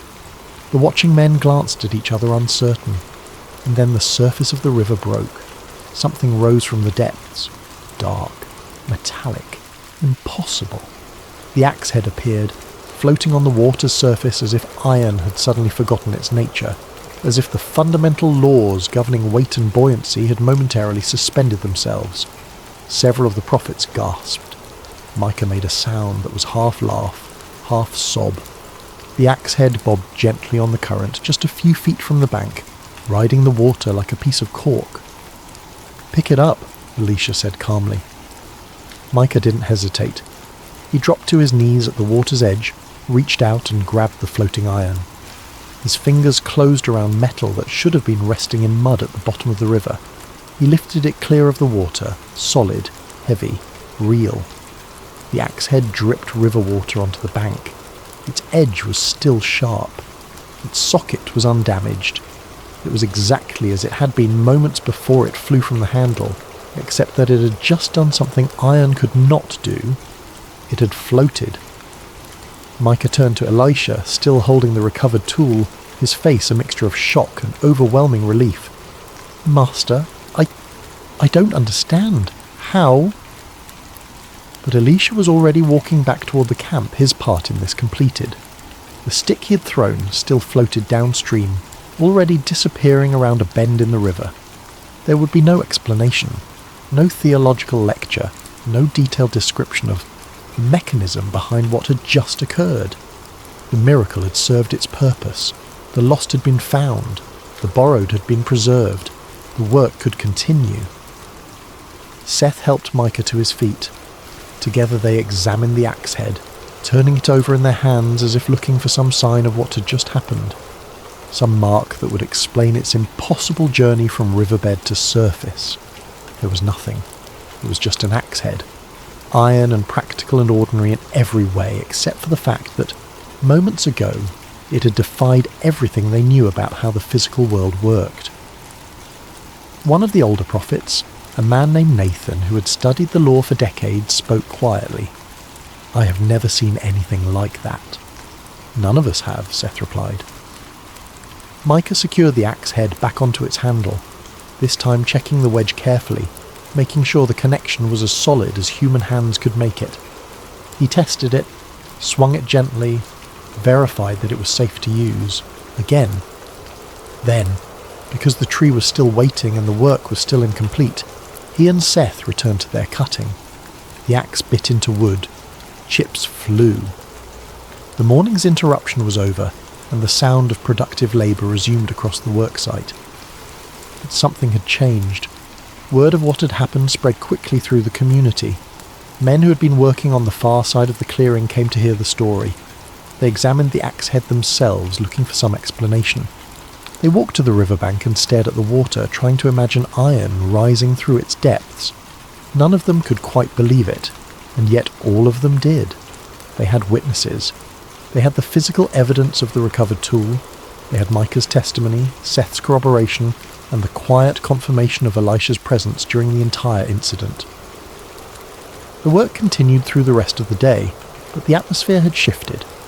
Men laboured with a new awareness that the ordinary and the miraculous could intersect in the most unexpected ways, that the God they served was concerned not just with great national crises or prophetic visions, but with the practical problems of daily life. A borrowed axe head, a young man's distress, a simple solution to an impossible problem. These things mattered. Chapter 6. The Impossible Instruction. As evening approached and the prophets gathered around the cooking fires for their meal, conversations naturally turned to what had happened at the river. Those who had witnessed the event directly found themselves retelling it, trying to capture in words what they had seen. The stick touched the water, and then the iron just appeared, Seth said, gesturing with his hands. Not gradually, not slowly rising, just suddenly there, on the surface. Did the iron look different when it came up? Someone asked. Was it glowing or changed in any way? No, Micah answered. It looked exactly as it had before, the same tool, the same edge, the same weight in my hand. Only its location had changed. An older prophet named Joash, who had been among those conferring with Elisha earlier, asked the questions several were thinking. Did the master say anything? Did he pray or speak any words of command? Nothing, Micah said. He asked where it fell. I showed him. He cut a stick and threw it into the water, and then the iron floated. Just like that, Seth confirmed. No ritual, no incantation, no dramatic gestures. It was almost casual. This bothered some of them, though they struggled to articulate why. They had been trained to think of miracles as momentous events, accompanied by prophetic declarations and visible manifestations of divine power. But this had been quiet, brief, almost mundane in its execution, despite being utterly impossible in its result. Elisha himself said nothing about it. He ate his meal with the others, listened to their discussions without commenting, and gave no indication that anything unusual had occurred.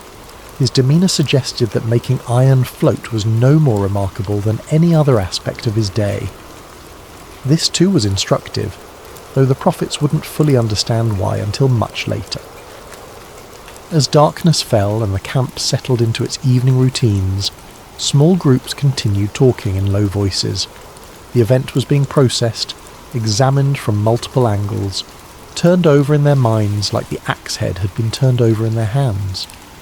I keep thinking about the stick, one young prophet said. Why did he throw the stick into the water? What did it do? Maybe it marked the spot, another suggested. Showed the precise location where the iron had fallen. But it didn't stay in place, the first pointed out. It floated downstream. If it was just a marker, wouldn't he have used something that would sink and stay put? They had no answers, only questions, and perhaps that was the point. Nathan, the elderly scholar, finally spoke with the weight of his years of study. Perhaps we're asking the wrong questions. We want to know how it happened, what mechanism was employed, what formula or force made the iron rise. But those aren't the questions that matter. What questions matter then? Someone asked. Why it happened at all, Nathan said.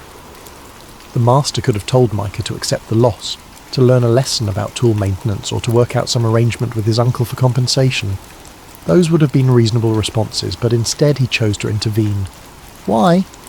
The circle fell silent considering this. Because the iron mattered, Micah said quietly. Not because it was valuable, though it was, but because it was borrowed, because it represented trust, because losing it caused genuine distress, and that distress was worthy of attention.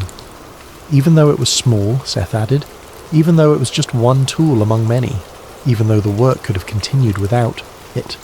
Exactly, Nathan said. The lesson isn't in how iron was made to float. The lesson is that no problem is too small, no crisis too insignificant to bring before God, even a borrowed axe head. Chapter 7. Iron that floats. The construction continued for 3 more days. The community worked steadily, cutting timber, dragging logs to the building site, beginning the actual construction of their new dwelling. The work was progressing well. They would have shelter before the rains came, space adequate for their growing numbers, a place to study and worship and live out their calling together. Micah continued using his uncle's axe, though he was even more careful with it now, if that was possible. Every time he swung it, he was conscious of the fact that this tool had experienced something impossible, that it had been lost and restored in a way that defied natural explanation. It made him think differently about everything he was doing. The swing of the axe became not just a means of cutting wood, but a kind of meditation on dependence and grace. He had faced a crisis he couldn't solve through his own effort or skill. The solution had come from outside himself, through power he didn't understand, applied in a way he couldn't have anticipated. All he'd been able to do was cry out for help, and then reach out to receive what was offered. The other prophets noticed the change in him. There was a quieter confidence about Micah now, a deeper settledness. The incident had affected him profoundly, though he struggled to articulate exactly how. On the 4th day after the miracle, as they were raising the main support beams for their new building, Elisha gathered the community together for evening instruction. This was their custom, to end each day of physical labour with a time of teaching and reflection. They sat in a circle around the central fire. Night was clear, stars beginning to appear in the darkening sky. The temperature was pleasant, after the heat of the day. It was one of those moments when the physical and spiritual seemed to align, when the setting itself contributed to a sense of God's presence. Elisha didn't immediately begin teaching.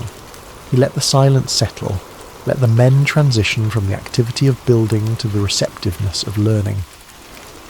Finally he spoke. "You've been talking about what happened at the river," he said. It wasn't a question. Several prophets nodded. Of course they had been talking about it. How could they not? "You want to understand it," Elisha continued. "You want to know how it worked, what made it possible, what spiritual principle was being demonstrated." More nods. "Yes, exactly." "But I want you to understand something else," the prophet said. "I want you to understand where miracles fit in the life of faith." He paused, organising his thoughts, and then continued. "We serve a God who parted the Red Sea so our ancestors could escape slavery, who brought down the walls of Jericho with a shout, who sent fire from heaven to consume a sacrifice and prove his reality against the prophets of Baal.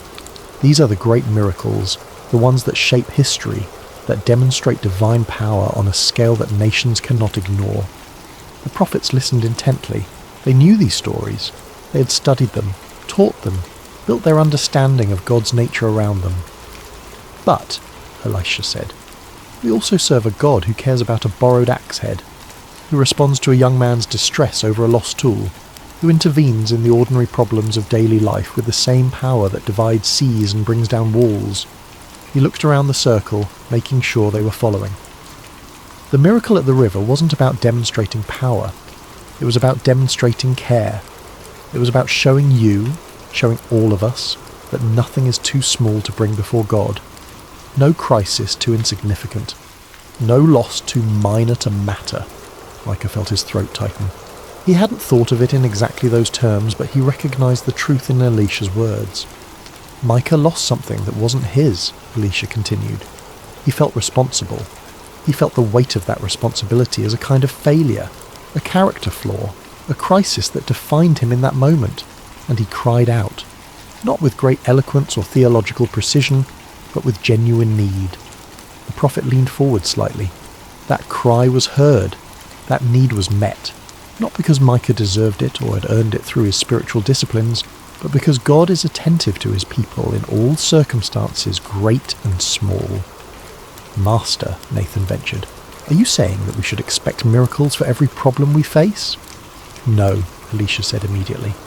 "I'm saying that we should bring every problem we face before God, trusting that he cares about it and about us. Sometimes the solution will be miraculous, as it was at the river. Sometimes it will come through ordinary means, through wisdom, through the help of others, through hard work and patience. And sometimes the solution will be learning to live with the problem, to grow through it, to discover that God's presence is sufficient even when the circumstances don't change. He sat back, letting this settle. The iron floated because God chose to make it float. The stick had nothing to do with it. My presence had nothing to do with it. It was simply God responding to genuine need in a way that served his purposes and demonstrated his character. What purposes did it serve? Someone asked. It restored what was lost, Alicia said. It removed shame and fear. It allowed work to continue. It demonstrated that God is present in ordinary life, not just in temples or during great spiritual experiences. And it taught all of us that we can bring our small crises, our everyday problems, our borrowed responsibilities to the one who made iron and water and the laws that govern them, and who can suspend those laws when he chooses. Chapter 8. Work continues. The construction was completed 5 days later. The new dwelling stood solid and spacious, its timbers cut from the Jordan Valley, its design simple but functional, its rooms adequate for the growing community of prophets who would live and study there. There was no dedication ceremony. No crowd of onlookers came to admire the finished work. The building served its purpose. That was dedication enough. The prophets moved their belongings from the cramped quarters of the old compound to the new space. They arranged study areas and sleeping quarters and communal rooms. Life resumed its normal patterns. Micah returned the borrowed axe to his uncle the day after they finished building. He'd cleaned it carefully, sharpened the edge one final time, and secured it to its handle with a new wedge he had made himself. His uncle accepted it with a nod of thanks, examining the tool briefly before setting it aside with his other equipment. He never knew that it had been lost, that it had spent time at the bottom of the Jordan River, that it had done something iron cannot do. Micah didn't tell him. The story wasn't about the axe head anymore. It was about something else, something he was still working to fully understand. Life in the new community space settled into a rhythm. Morning prayers, study sessions, practical work, evening instruction. The prophets continued their calling, serving as the spiritual conscience of the nation, training new members, preserving and teaching the law, maintaining their witness in a time when that witness was desperately needed. The miracle at the river faded from daily conversation. New concerns arose. Current problems demanded attention. The urgent displaced the merely memorable, but the story didn't disappear. It was preserved in the collective memory of the community, told to new prophets who joined them, passed down as part of their oral tradition. Eventually, it was written down, recorded in the historical accounts that would become scripture, where it would be read by millions of people across thousands of years. Most of those readers would miss its significance. They would skim past it, looking for the more dramatic stories, the healing of lepers, the raising of the dead, the great victories over enemies. A floating axe head seemed almost trivial in comparison. But for those who paid attention, for those who read carefully and thoughtfully, the story revealed something profound about the nature of God and the character of faith. It showed that miracles aren't always about dramatic displays of power. Sometimes they're about quiet restoration of what was lost. Sometimes they're about removing the burden of shame from a young man who made an honest mistake. Sometimes they're about demonstrating that no detail of our lives is beneath divine notice. The prophets who had witnessed it firsthand never forgot. Years later, when they faced their own crises, some large, some small, they would remember the day iron floated on the Jordan. They would remember that God cares about borrowed things and broken responsibilities and the distress of those who serve him, and they would bring their problems, whatever they were, before the one who could make solutions appear from impossible circumstances. Chapter 9. What the miracle meant. To understand the full significance of what happened at the Jordan River, we need to consider what didn't happen. Elisha didn't rebuke Micah for carelessness. He didn't turn the incident into a teaching moment about tool maintenance or personal responsibility. He didn't lecture the young prophet about the importance of being worthy of borrowed trust. All of those responses would have been defensible. Micah had, after all, lost something valuable that didn't belong to him. There was a lesson there. But Elisha chose not to extract it in that moment. Instead, he met the immediate. need. He responded to the distress with solution rather than sermon. He demonstrated grace before instruction. This tells us something important about how God relates to his people. Yes, there are times for correction and discipline. Yes, there are moments when hard lessons must be learned through difficult circumstances. But there are also times when mercy simply intervenes, when grace shows up unbidden and unearned, when restoration happens not because we deserve it, but because we are loved. The floating axe head was one of those times. Consider also what Elisha didn't do with the miracle itself. He didn't gather a crowd. He didn't use it as a platform for demonstrating his prophetic authority. He didn't turn it into a public spectacle that would enhance his reputation or prove his connection to divine power. The miracle happened in front of a handful of witnesses, served its immediate purpose, and was done. Elisha walked away as if nothing remarkable had occurred. There was no attempt to leverage it for influence or position. This too is instructive. Miracles, in the biblical understanding, aren't primarily about the miracle worker. They're about revealing God's character and meeting human need. When we start using them to build our own platforms or enhance our own status, we fundamentally misunderstood their purpose. The miracle also didn't exempt the prophets from continuing their work. The iron floated, but the tree still needed to be cut. The axe head was restored, but the building still needed to be completed. Grace intervened in the crisis, but labour was still required for the project. This is perhaps one of the most important lessons. Divine intervention doesn't eliminate human responsibility. It restores the capacity to fulfill it. Micah got his axe back, but he still had to swing it. The work still required effort, skill, persistence, and all the normal human qualities that any construction project demands. The miracle cleared the obstacle. It didn't complete the task. Finally, consider what the miracle revealed about the scope of God's care. It would be easy to imagine a God who concerns himself only with matters of national importance, with the rise and fall of kingdoms, with great spiritual awakenings and historical turning points. That kind of God would have let the axe head stay lost. It was, after all, just a tool, just a small problem in the life of an obscure prophet working on a minor construction project. But that's not the God revealed in this story. The God of the floating axe head is attentive to small things. He notices when tools are lost.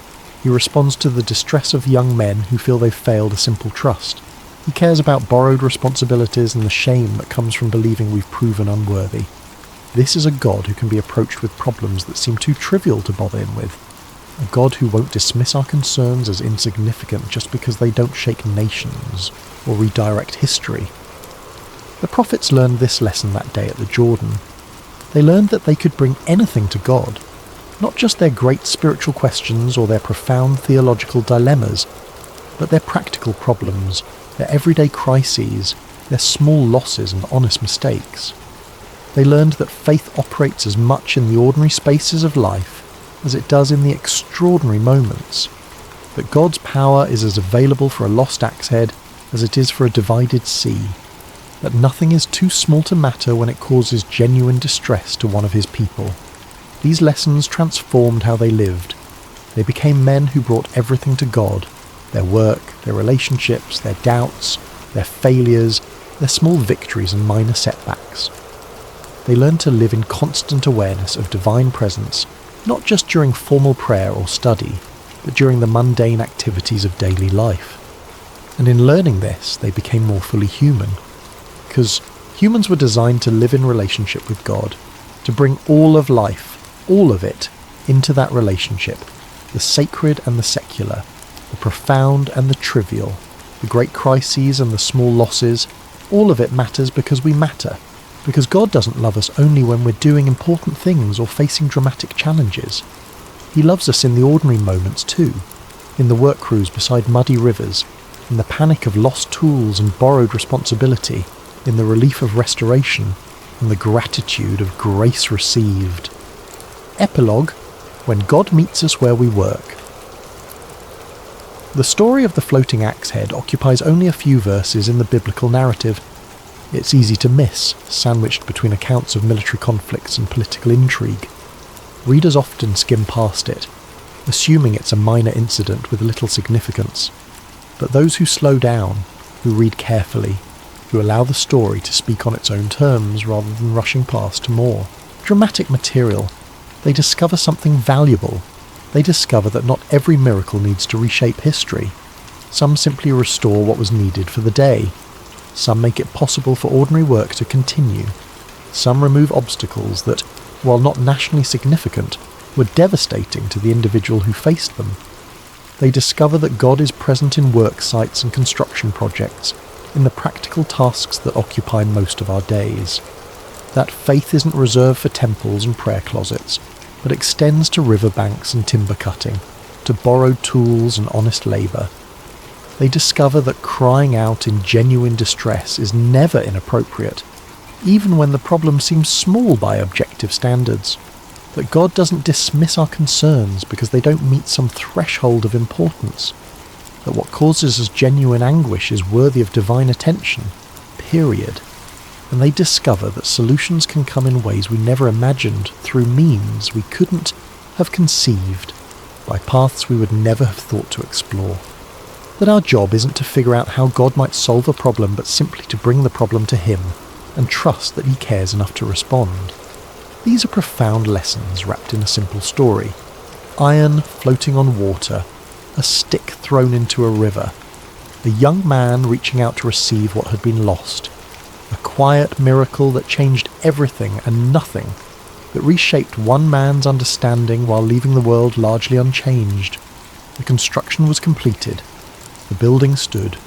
The prophets moved in and continued their work, and an axe head that should have been resting in river mud instead returned to its handle, sharp and functional and ordinary once again, except for the fact that it had briefly forgotten to be heavy. This is what faith looks like in daily life. Not always dramatic, not always visible to others, not always accompanied by thunder and fire and undeniable demonstrations of power. Sometimes faith looks like iron rising through water because someone cried out and someone heard. Sometimes it looks like work continuing because grace intervened. Sometimes it looks like borrowed trust restored and honest responsibility preserved. Sometimes it looks like reaching out to receive what you cannot possibly deserve, but what is offered anyway, freely given, no questions asked, no explanations provided. Just restoration, just care, just God meeting us where we work, attending to what matters to us because we matter to Him. The prophets finished their building and got on with their lives.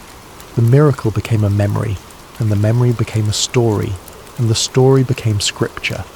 And across thousands of years and millions of readings, it continues to whisper the same simple truth. Nothing you face is too small for God to care about. No loss too insignificant. No crisis beneath His notice. Bring it all to Him. The great and the small, the profound and the trivial, the nationally significant and the merely personal. Bring it all and watch what happens when divine power intersects with human need. Watch iron float. Watch solutions appear. Watch grace do what you could never do for yourself. And then, restored and grateful, return to the work. The work that still needs doing. The work made possible by intervention, but completed through effort. The ordinary labour of ordinary days, now infused with the extraordinary awareness that we are never working alone. God is present beside muddy rivers, in borrowed responsibilities, in honest mistakes and small crises, and the distress of those who feel they've failed. He is present, He is attentive, He cares, and sometimes when we need it most, He makes iron float.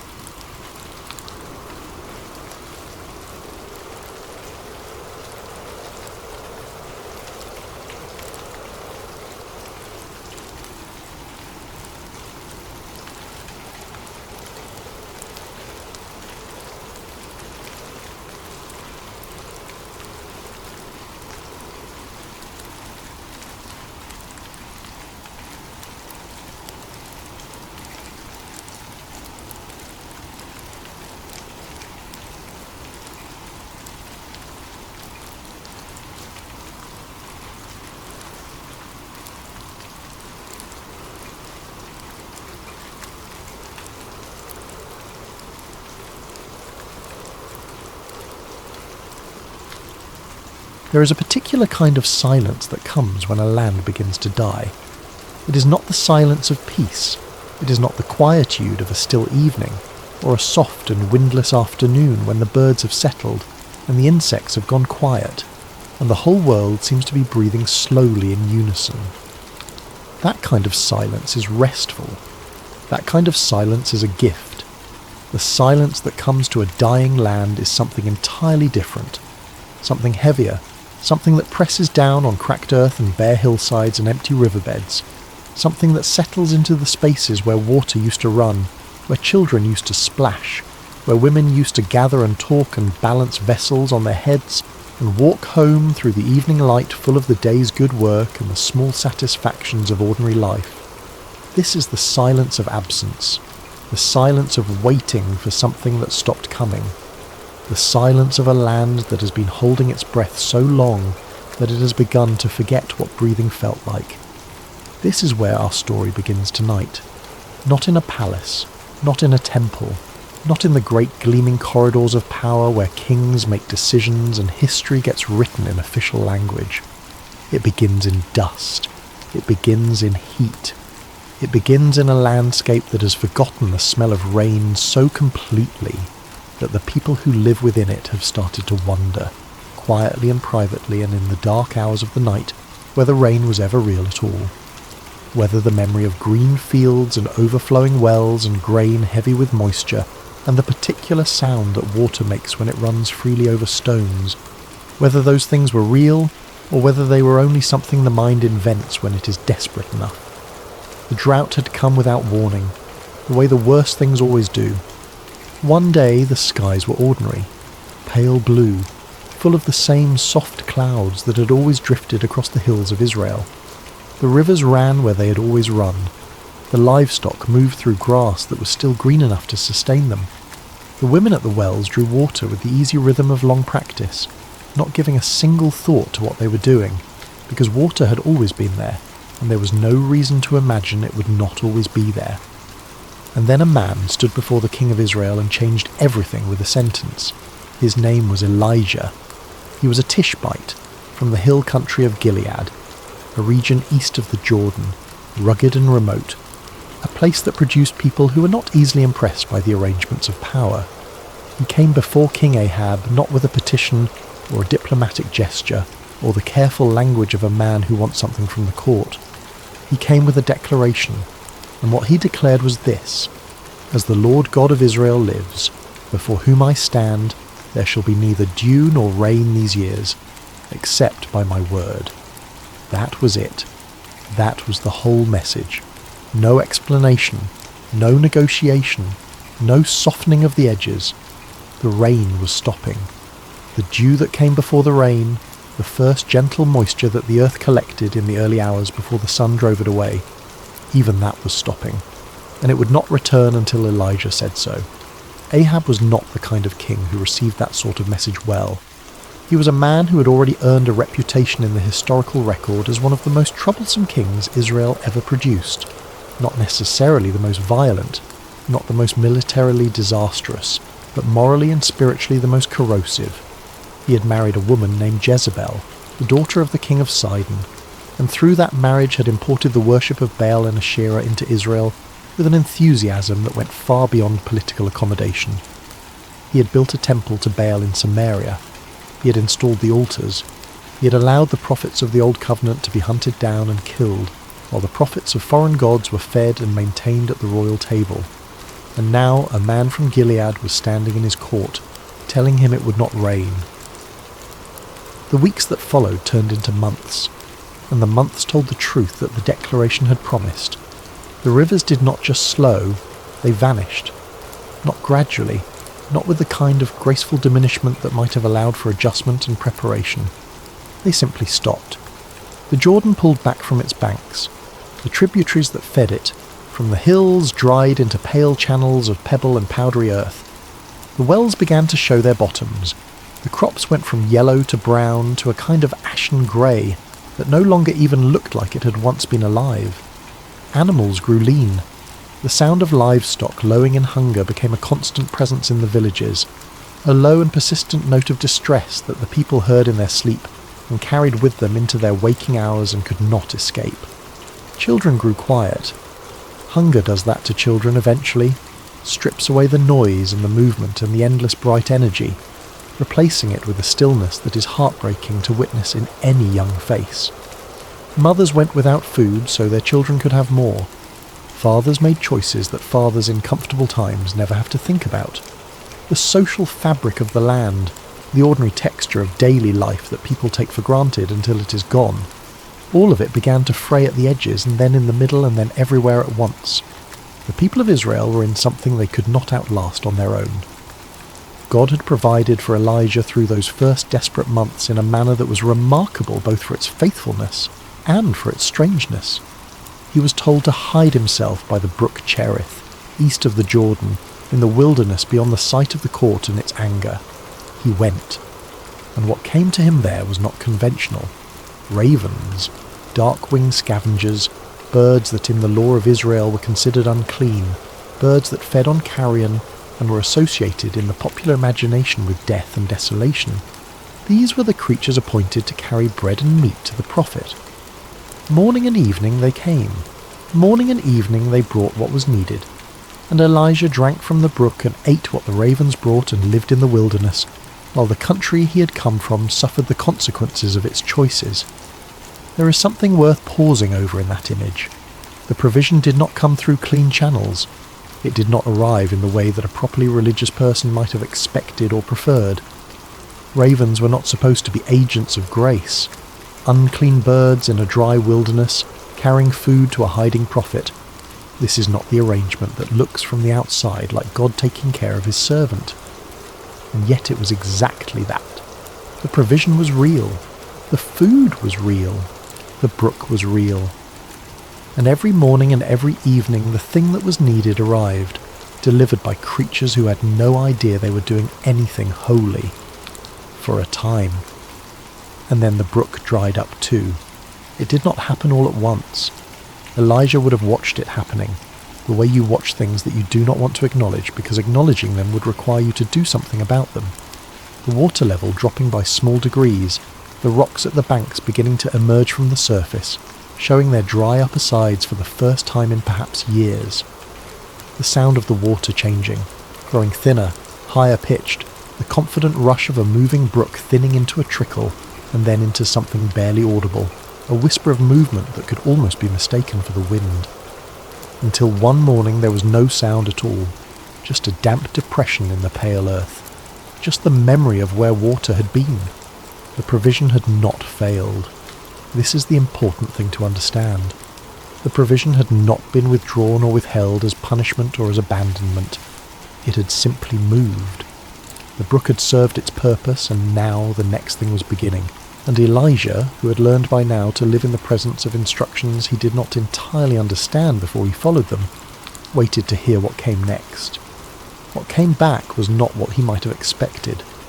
Go to Zarephath, God told him, which belongs to Sidon, and dwell there.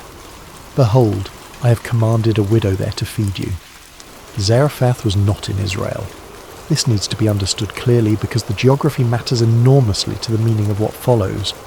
Zarephath was a town on the Mediterranean coast, northwest of Galilee, in the territory of Sidon. Sidon was the homeland of Jezebel, the very queen whose influence had driven the worship of Baal into the heart of Israel and whose hostility to the prophets of the Lord had made people like Elijah fugitives in their own country. Going to Sidon was not a strategic move. It was not a logical safe harbour. It was, on the face of it, the kind of destination that makes a person stop and make sure they have heard the instruction correctly. And then there was the matter of who had been appointed to receive him. A widow. Not a wealthy sympathiser with a hidden storeroom. Not a secret believer with resources and a safe house and a political reason to help. A widow, which in the ancient Near East meant a woman occupying one of the most economically precarious positions that society had to offer. A widow had, in most cases, no income of her own, no legal standing that allowed her to participate fully in economic life, no man to advocate for her interests or buffer her from the cold calculations of a world that had limited patience for those who could not support themselves. In the best of times, widows depended on the generosity of extended family and the provisions of law that instructed communities to care for the vulnerable. In the worst of times, in a famine, in a drought that had stripped the land of everything it had to give, a widow was among the first to run out of everything. God had arranged for this widow to feed him. The sheer audacity of that arrangement is something that deserves to be felt before it is explained. Not because it is incomprehensible, the story will make it comprehensible, but because in the moment of the instruction before the explanation has arrived, the instruction itself is asking Elijah to believe something that his senses would argue against. The widow has nothing to give. The widow is in a famine. The widow lives in a foreign land where Elijah has no connections and no claim on anyone's generosity. And yet, go. She is ready. Elijah walked to Zarephath. We are not told how long the journey took, or what it looked like as he made his way north through a landscape already ravaged by the drought he had himself announced. We are not given the details of the road, whether he travelled by night to avoid the worst of the heat, whether he saw other travellers along the way and what condition they were in, whether the evidence of the land's suffering was something he carried as a weight, or something he had already learned to hold differently. The story does not give us those details. It simply says he went, and that he came to the gate of the city, and that she was there. The text is spare and unhurried here, and that sparseness is doing something intentional. It does not describe her in detail. It does not tell us her age, or what she looked like, or whether she was young or old or striking or plain. It says only that she was there, at the gate, gathering sticks. That is the whole image. A woman and sticks. The most ordinary, most humble, most unglamorous labour imaginable. Picking up dry pieces of wood from the ground, carrying them back, building a fire just large enough to cook one small meal.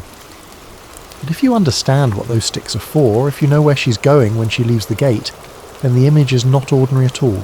Those sticks are the last fire. She has already decided that this is the last time she needs to gather wood, because after this meal there will be nothing left to cook and no point in gathering anything. She's collecting the fuel for an ending. She's completing one last ordinary task before she goes home to sit with her son and share the last thing and wait for the waiting to be over. Elijah called out to her. He asked her for water first. Just water. In a small vessel, just a cup, just a drink for a traveller who has come a long way in the heat of a droughted country. There was nothing alarming in the request. The customs of hospitality in that part of the world were generous even in hard times, even when generosity required a real sacrifice to extend. She turned to go and get it.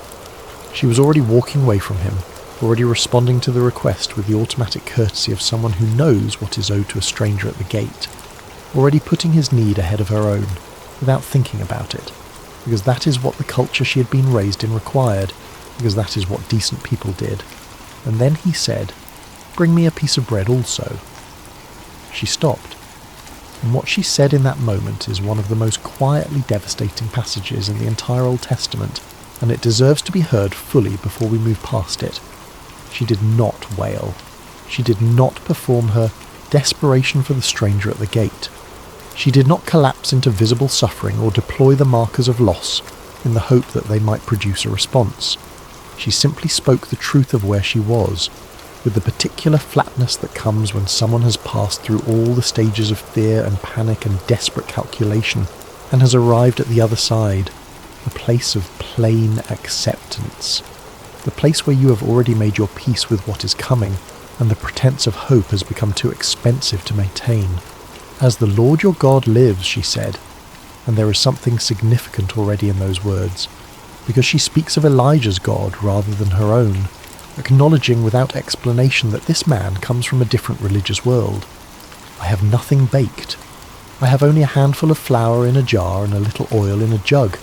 I'm gathering a couple of sticks so that I may go and prepare it for myself and my son, that we may eat it and die." That is the whole sentence. We will eat it, and then we will die. There is no plea embedded in those words. There is no hidden request for rescue. She is not saying this in the hope that Elijah will produce something from his bag that changes the situation. He is a stranger at the gate. He is, if anything, another mouth, another person in need of something she does not have. She has simply answered honestly, because honesty was the only thing she had left to give, and she had been stripped of enough by now that there was no reason to pretend otherwise. She was going to go home. She was going to make the last thing. She was going to feed her child and herself, and then she was going to sit in the knowledge that it was over. That was the plan. She had accepted the plan. She was gathering the sticks to carry it out. Elijah looked at her, and what he said first, before anything practical, before the miracle, before the promise, before the explanation of what was about to happen, what he said first was this: do not be afraid. 3 words. Arriving in the middle of a famine, spoken to a woman who had accepted her own death as a near-term likelihood. Do not be afraid. The command arrived before the provision. The assurance arrived before the evidence. This is characteristic of the way the divine speaks into human crisis throughout the entire biblical narrative, not after the fear has been made unnecessary by visible proof, but into the middle of the fear, while the fear is still fully justified by every available piece of evidence. Do not be afraid. Not, here is the proof that will make the fear unnecessary. Not, look at what I am holding. Just the command itself, carrying its own weight, asking the terrified person to receive it before they have earned the right to feel it. Then he told her what to do. Go and do as you have said, he told her. But first, make me a little cake of bread from the flour and bring it out to me, and afterward make something for yourself and your son. He was asking her to give him the first portion, not the last, not the surplus after her family had been fed. The first portion, from the last measure, the priority claim on the thing that was already almost nothing. He was asking her to take the handful of flour that stood between her child and starvation and use the first of it on him, a stranger, a man she'd met at the city gate 3 minutes ago, a prophet of a god she had not grown up worshipping. And then he gave her the reason, and the reason was a promise, and the promise was this: for thus says the Lord, the God of Israel, the jar of flour shall not be spent, and the jug of oil shall not be empty, until the day that the Lord sends rain upon the earth, a jar that will not run empty, an oil jug that will not fail, not until the rains come back, not until the drought is over, not just today, and not just tomorrow, but for the whole duration of the thing she's living through. The provision will persist. The daily measure will be there. The flour will be in the jar in the morning. The oil will be in the jug, not in extraordinary quantities, not as a windfall or an abundance, just enough. Enough for as many mornings as the drought requires, for the whole unrevealed length of this impossible season. She had no proof of this. She had a stranger's voice and a stranger's God and a promise that contradicted everything her hands could feel when they reached into the jar. She had the weight of the stick she was carrying and the knowledge of her son's hunger and the absolute certainty, born of weeks and months of daily reckoning with an empty world, that what was in the jar was finite, and that the finite thing was almost spent, and that when it was spent there would be nothing left in the place where it had been. She had to decide whether to believe a voice or believe what she already knew. Let us stay here for a long moment. Let us sit with her in this pause, in the space between the promise and the response, because this is the hinge of the entire story, and it deserves the time that a hinge deserves. What she was being asked to do was radically counter to everything that experience had taught her about the way the world worked. Experience had taught her that flour runs out. Experience had taught her that oil eventually reaches the bottom of the jug. Experience had taught her that the generosity of the universe was not reliably available to widows in famines in foreign cities, that the world did not tend to intervene on behalf of people in her situation, that the calculation she had been running every day for the duration of this drought was the correct one, and that correct calculations did not suddenly reverse themselves because a stranger showed up at the gate and made a promise.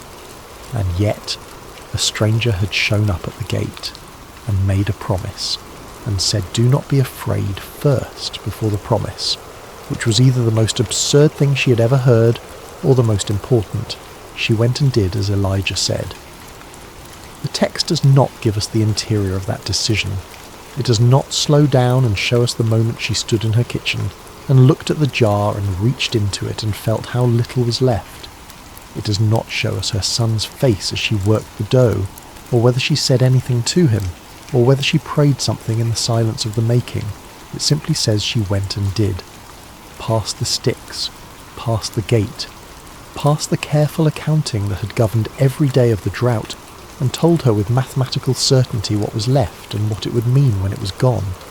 Past all of that and into the act of making bread for a stranger first, before herself, before her child, on the word of a God she had no particular personal history with. She gave him what she made, and then she went back to the jar, and there was flour. Not an abundance, not a mountain of grain poured out in sudden supernatural excess, not the kind of spectacular overflow that would have been impossible to miss or misinterpret. There was simply enough for today, enough for another meal, for herself and her son and the prophet who was now staying in her house. The jar had what was needed for the next thing, and when the next thing was done and the next meal was needed, she went back again, and there was enough again. Day after day. This is the phrase the text uses. Day after day. Not once, dramatically, and then never again. Day after day, the routine of the extraordinary. Go to the jar, find flour, make bread, eat, live. Go to the jug, tip it, find oil, cook, eat, live. The jar of flour was not spent, and the jug of oil did not run empty, according to the word of the Lord that he spoke by Elijah. There is a particular spiritual quality to this kind of provision that is worth dwelling in, because it is so different from what we tend to imagine when we think about miracles. When we picture miracles, we tend to picture the dramatic version, the sea splitting open, the walls falling down, the fire from heaven consuming the altar, the moment of spectacular interruption that makes ordinary cause and effect temporarily irrelevant and leaves everyone present absolutely certain that something extraordinary has occurred.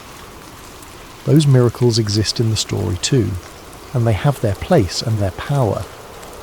But the miracle in the widow's kitchen is nothing like that. It is quiet. It is domestic. It is invisible to anyone who is not standing directly in front of the jar with their hands in it. It is private in a way that feels almost tender, like provision arranged specifically for this woman in this house in this famine, delivered in a form that only she would ever fully witness and only she would fully understand. Every morning she had to go back. Every morning the miracle required her participation, required her to reach in again, to trust again, to act as though today would be like yesterday even, though she had no guarantee that it would.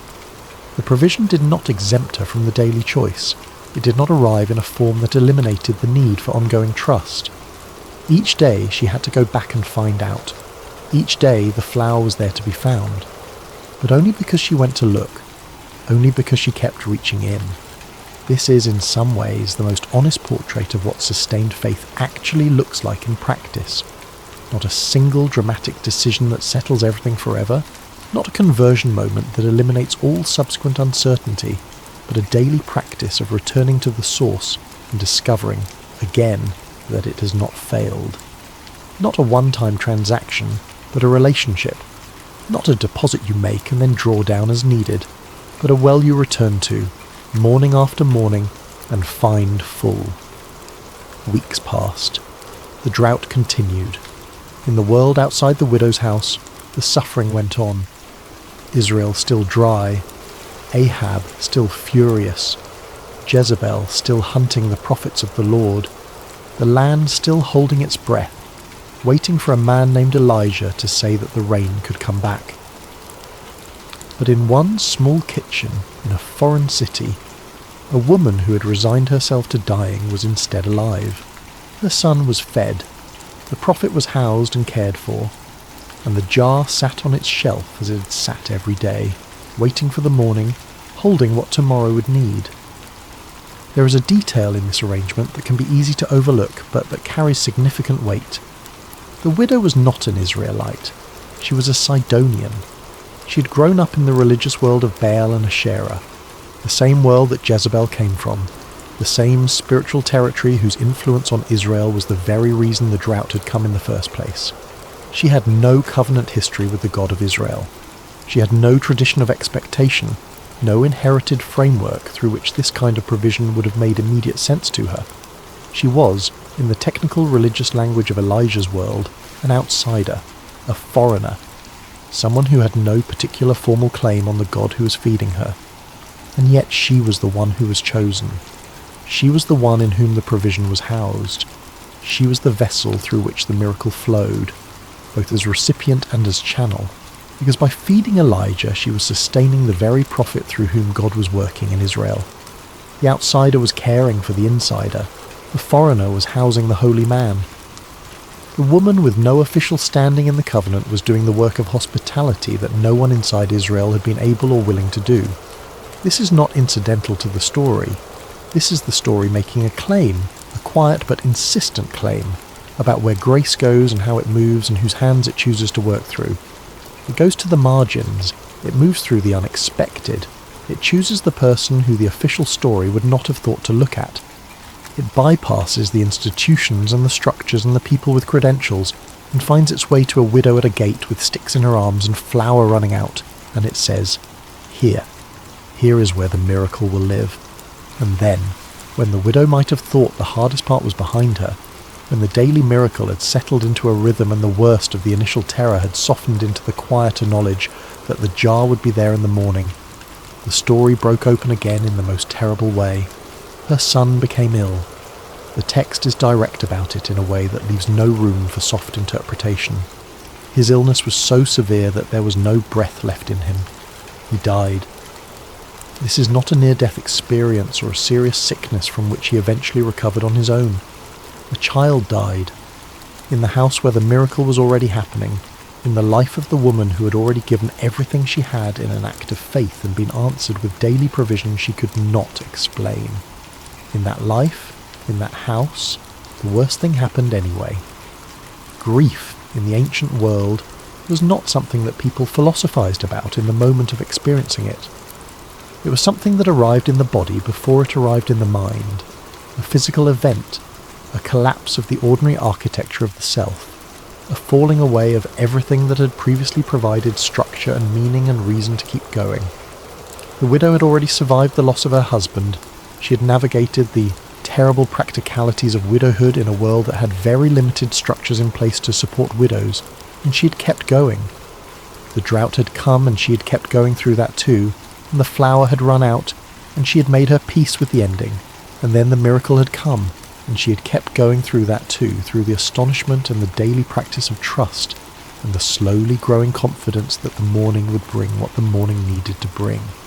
And now her son was dead, and she had nothing left to keep going for. She came to Elijah, and what she said was not measured or composed or theologically tidy. She came to him with the full force of her grief and her confusion and her need to make the loss mean something, even if making it mean something required assigning blame. "What have you against me, O man of God?" she demanded. "You have come to me to bring my sin to remembrance and to cause the death of my son." She was doing what grieving people have always done across every culture and every era of human history, reaching for causation in the middle of chaos. If there was a reason, if the death of her son was the consequence of something she had done, some sin she had carried, some guilt she had not resolved, then at least it was part of a framework. At least it made sense. The alternative was that her son had simply died, in the house where the miraculous was happening, for no reason that could be named or located or addressed, and that was a thing she could not hold. So she reached for the only explanation available to her in the categories of her world. She had done something wrong, and this was the price. The theology is not exactly right, but the grief is completely human, and the preservation of this moment in the text, the fact that it was not smoothed away or replaced with something more spiritually appropriate, not edited into a response that would make her look more faithful or composed, is one of the most honest things about this story. It does not ask us to be better than we are when we are broken. It shows us a woman being exactly as broken as a woman whose child just died has every right to be. Elijah did not correct her. He did not argue with her theology, or offer comfort in the conventional sense, or explain what was happening, or promise her anything with his voice. He simply took the child from her.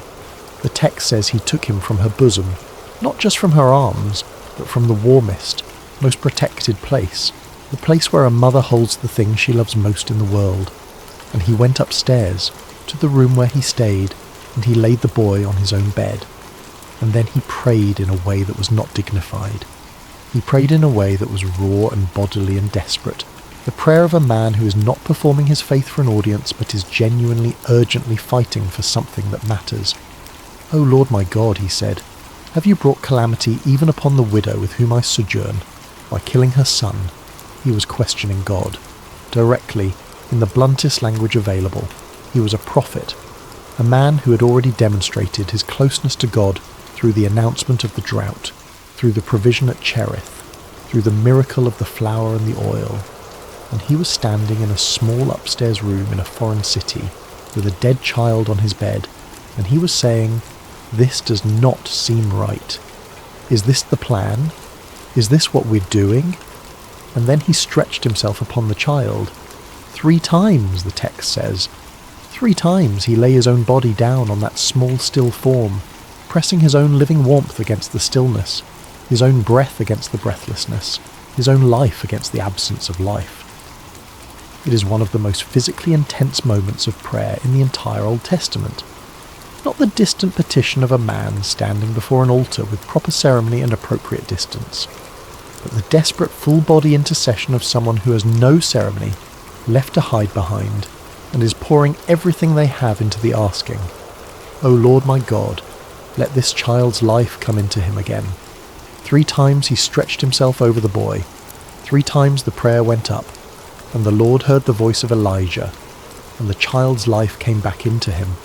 Whatever had left, returned. Whatever had gone still, began to move again. The boy breathed, and Elijah picked him up from the bed and carried him back down the stairs, the same stairs he had carried him up, and brought him to his mother. And he said, "See, your son lives.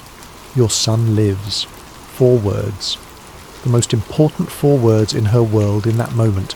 The 4 words that restructured everything, that turned the ending back into the middle, that gave back what had been taken in a way that nothing in her experience had prepared her to expect or believe was possible. She looked at Elijah, and she said, "Now I know that you are a man of God, and that the word of the Lord in your mouth is truth. Now I know, not before. Not at the city gate when he made the promise about the flour, not in the first days when the jar held what it should not have been able to hold, not in the weeks of quiet provision when the morning miracle repeated itself without fanfare. Now, after the death, after the grief, after the accusation and the desperate prayer and the return of breath to the child's body, now she knew.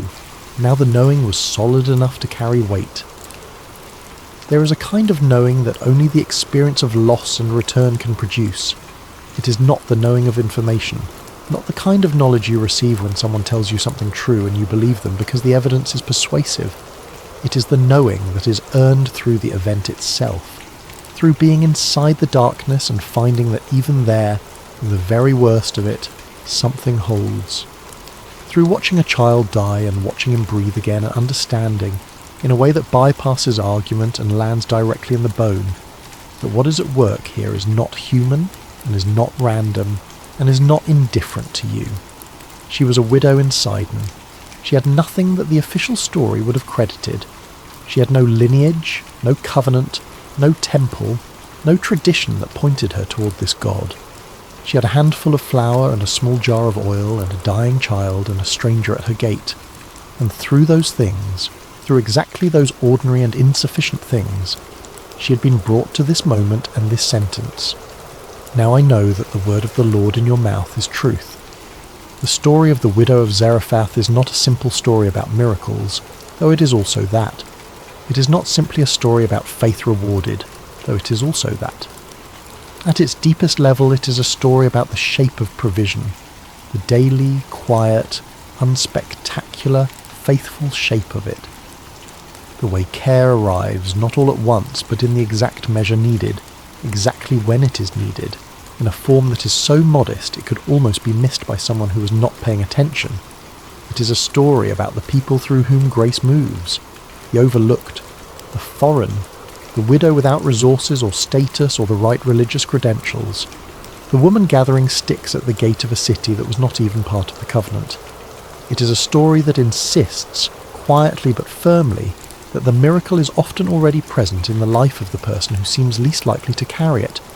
She had nothing. She was asked to give it. She did.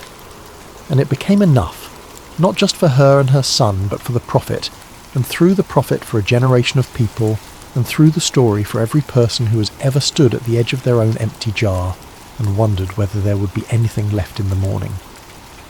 There is a reason this story has been told for thousands of years.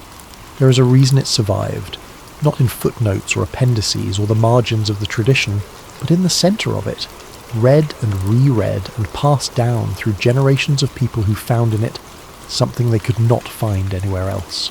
The answer to the question of what happens when you have nothing left. The answer to the question of whether it is safe to trust an invisible God with a very visible and urgent need. The widow of Zarephath answers that question not with argument, but with her life.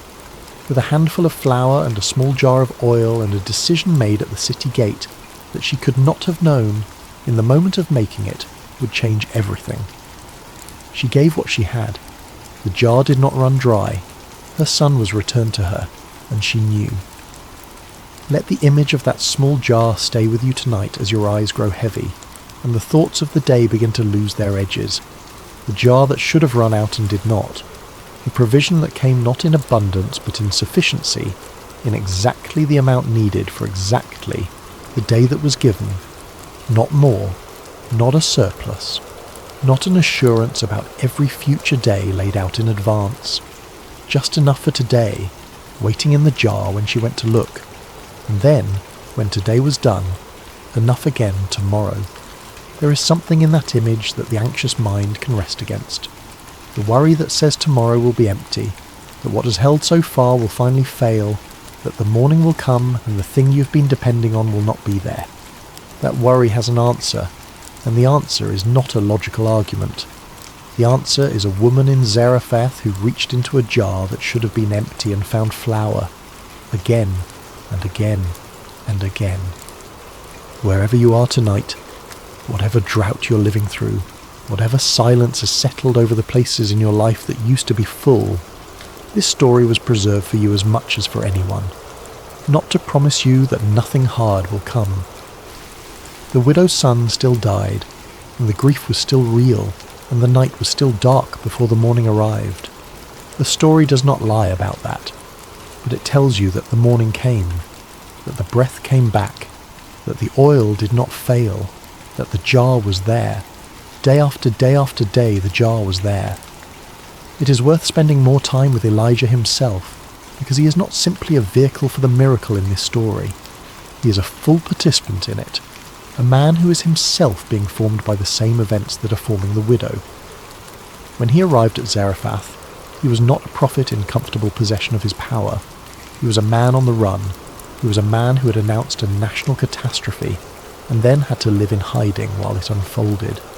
He had survived on food brought by birds and water from a brook that eventually dried up. He had made a long journey to a foreign land on the basis of an instruction he could not fully explain. And now he was standing at a gate watching a woman gather sticks for a last fire, and he was about to ask her for the last thing she had. There is a way of reading this story in which Elijah is simply powerful. The prophet who knows what will happen, who carries the divine promise with unshakable confidence, who moves through the narrative as an agent of the miraculous with no particular interior struggle of his own. But that reading does not hold up when you look closely. Elijah was asking a great deal of this woman, and there is every reason to believe he understood that he was asking a great deal of her. The instruction he had received was specific, but the mechanism was not explained. He had been told a widow in Zarephath would provide for him. He had not been given a script. He had not been shown the miracle in advance and told how to execute it. He arrived at the gate and found a woman with almost nothing, and he said what he was moved to say, and then he had to wait, along with her, to find out whether the promise was real. The flower holding was as much a confirmation for him as for her. He had spoken the promise into the world without seeing it first. He had staked his own credibility and his own sense of what was true on an instruction he was still discovering the meaning of. And when she went to the jar and came back with enough flour to make bread and the jar was not empty, that was a moment for him too. That was the promise revealing itself as real in real time, in the hands of a foreign widow who had decided against all logic to trust it. This is something that runs through the whole of the biblical prophetic tradition. The way the prophet is not positioned above the story he is telling, but is embedded in it, shaped by it, learning through it alongside the people he is serving. Elijah was not a spectator. He was a participant. He ate the bread that came from the jar that should have been empty. He lived in the house that was sustained by the miracle. He was fed by the same provision that fed the woman and her child. And when the child died and the widow cried out at him in her grief, he took that too personally. He brought it to God as if it were his own problem, which in some sense it was. He was the one who had come to this house. He was the one whose presence had apparently disrupted the ordinary patterns of this woman's life. He was the one who had told her not to be afraid, and now the worst thing had happened anyway. His prayer upstairs was not the prayer of someone performing intercession. It was the prayer of someone who was also troubled by what had happened and was bringing that trouble directly to the source. The questioning of God, "Have you brought calamity upon the widow with whom I sojourn?" was not a reverence. It was the intimacy of a relationship in which honesty was possible. And the answer that came back was not a justification or an explanation, but a child, breathing, placed back into his mother's arms. The story of Elijah and the widow of Zarephath is a story about two people who found themselves in an impossible situation and were sustained through it by something neither of them could fully see or explain. She trusted a stranger's promise. He trusted an instruction that sent him to a foreign land with a widow he had never met.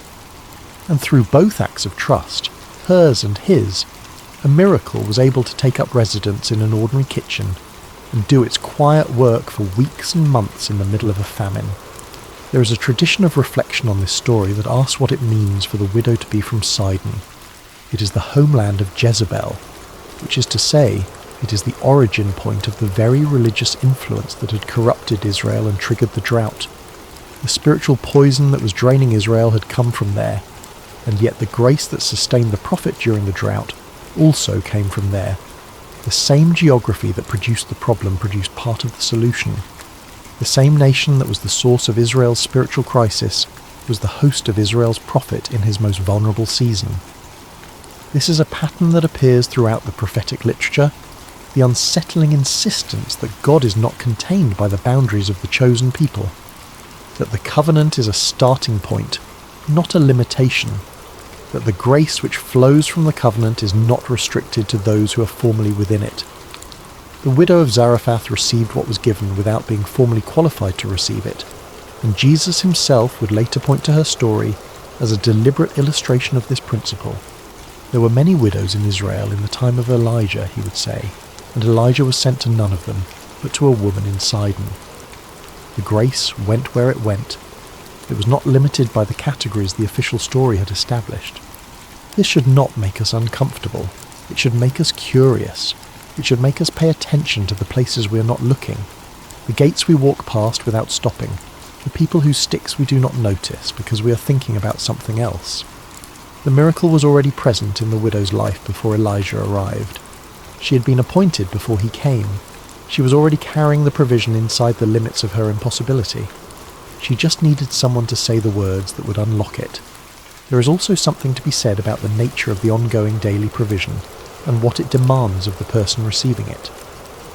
One of the most common human responses to the experience of grace is the desire to secure it, to take the gift and put it somewhere safe, to convert the daily provision into a stored abundance that no longer requires daily dependence. The widow was not given that option. She could not have stockpiled the flour from the miracle jar even if she had wanted to. The provision came in the form it came in, daily, just enough, one day at a time, and there was no way to turn it into something more reassuring or more permanent without changing its fundamental nature. This is, in fact, one of the oldest images in the biblical tradition of what the relationship between the human and the divine actually looks like. When Israel was in the wilderness between Egypt and the land they were promised, they were fed with manna, bread from heaven that appeared on the ground each morning and could not be stored or stockpiled. The people tried to save it and it rotted. It came each day, and it was enough for the day, and then it was gone, and the next day it came again. The daily provision that did not accumulate into security. The grace that required ongoing dependence rather than enabling independence. The bread that arrived with each sunrise and dissolved before the next one. The widow's flour jar is the same image in a domestic key. Smaller, quieter, but structurally identical. You cannot take what is in the jar today and put it somewhere that eliminates the need to return tomorrow. Tomorrow will require its own. Returning. The provision will be there, but it will be there tomorrow, not today. Today's flour is for today. Tomorrow has its own flour. This is not a comfortable image for the anxious mind. The anxious mind wants to know about tomorrow. It wants to see the provision for next week, next month, next year. It wants evidence that the jar will not run out next Tuesday, or in 3 months, or when the circumstances change in the ways that all circumstances eventually change. It wants to plan and prepare and account for contingencies, and the jar will not provide that. The jar provides enough for today. The jar says, "Come back tomorrow, and you will find what you need tomorrow, but I will not show it to you in advance." Learning to live with that, learning to take today's flour as the full and sufficient provision of today, rather than as inadequate evidence of an insecure future, is not a small thing.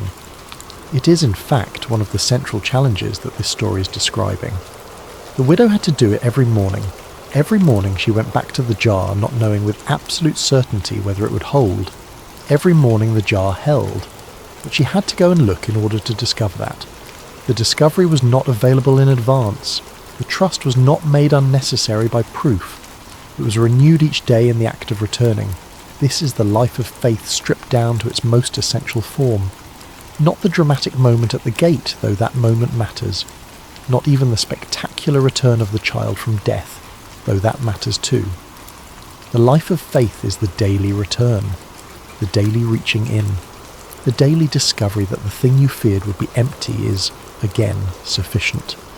And the slowly developing knowledge, earned over days and weeks of mornings, that this has been true every time, that the returning has always been met, that the jar has never once been empty when you came to look.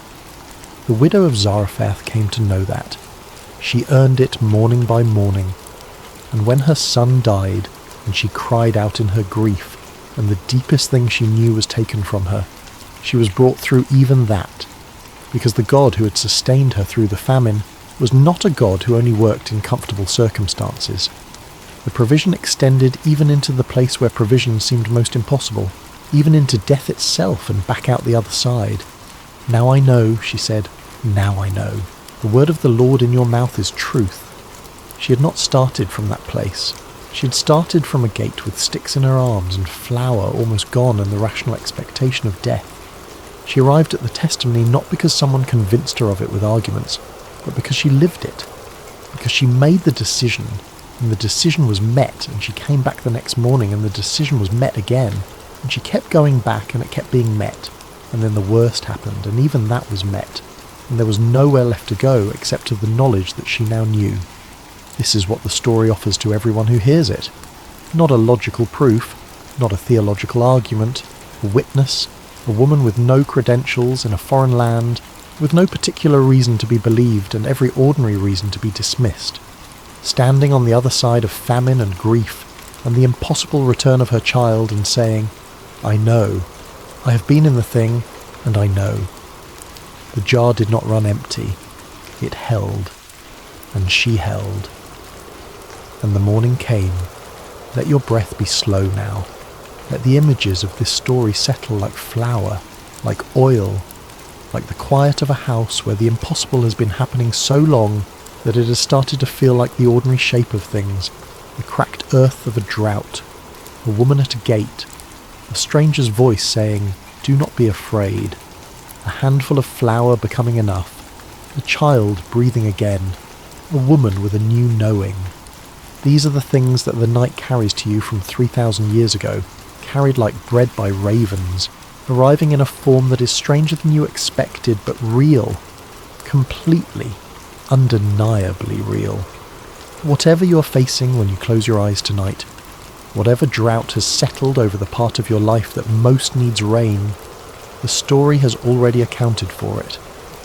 Not promised you that the drought will end tomorrow, because that is not what the story promises, but promised you that the jar will hold, that the morning will bring what the morning needs to bring.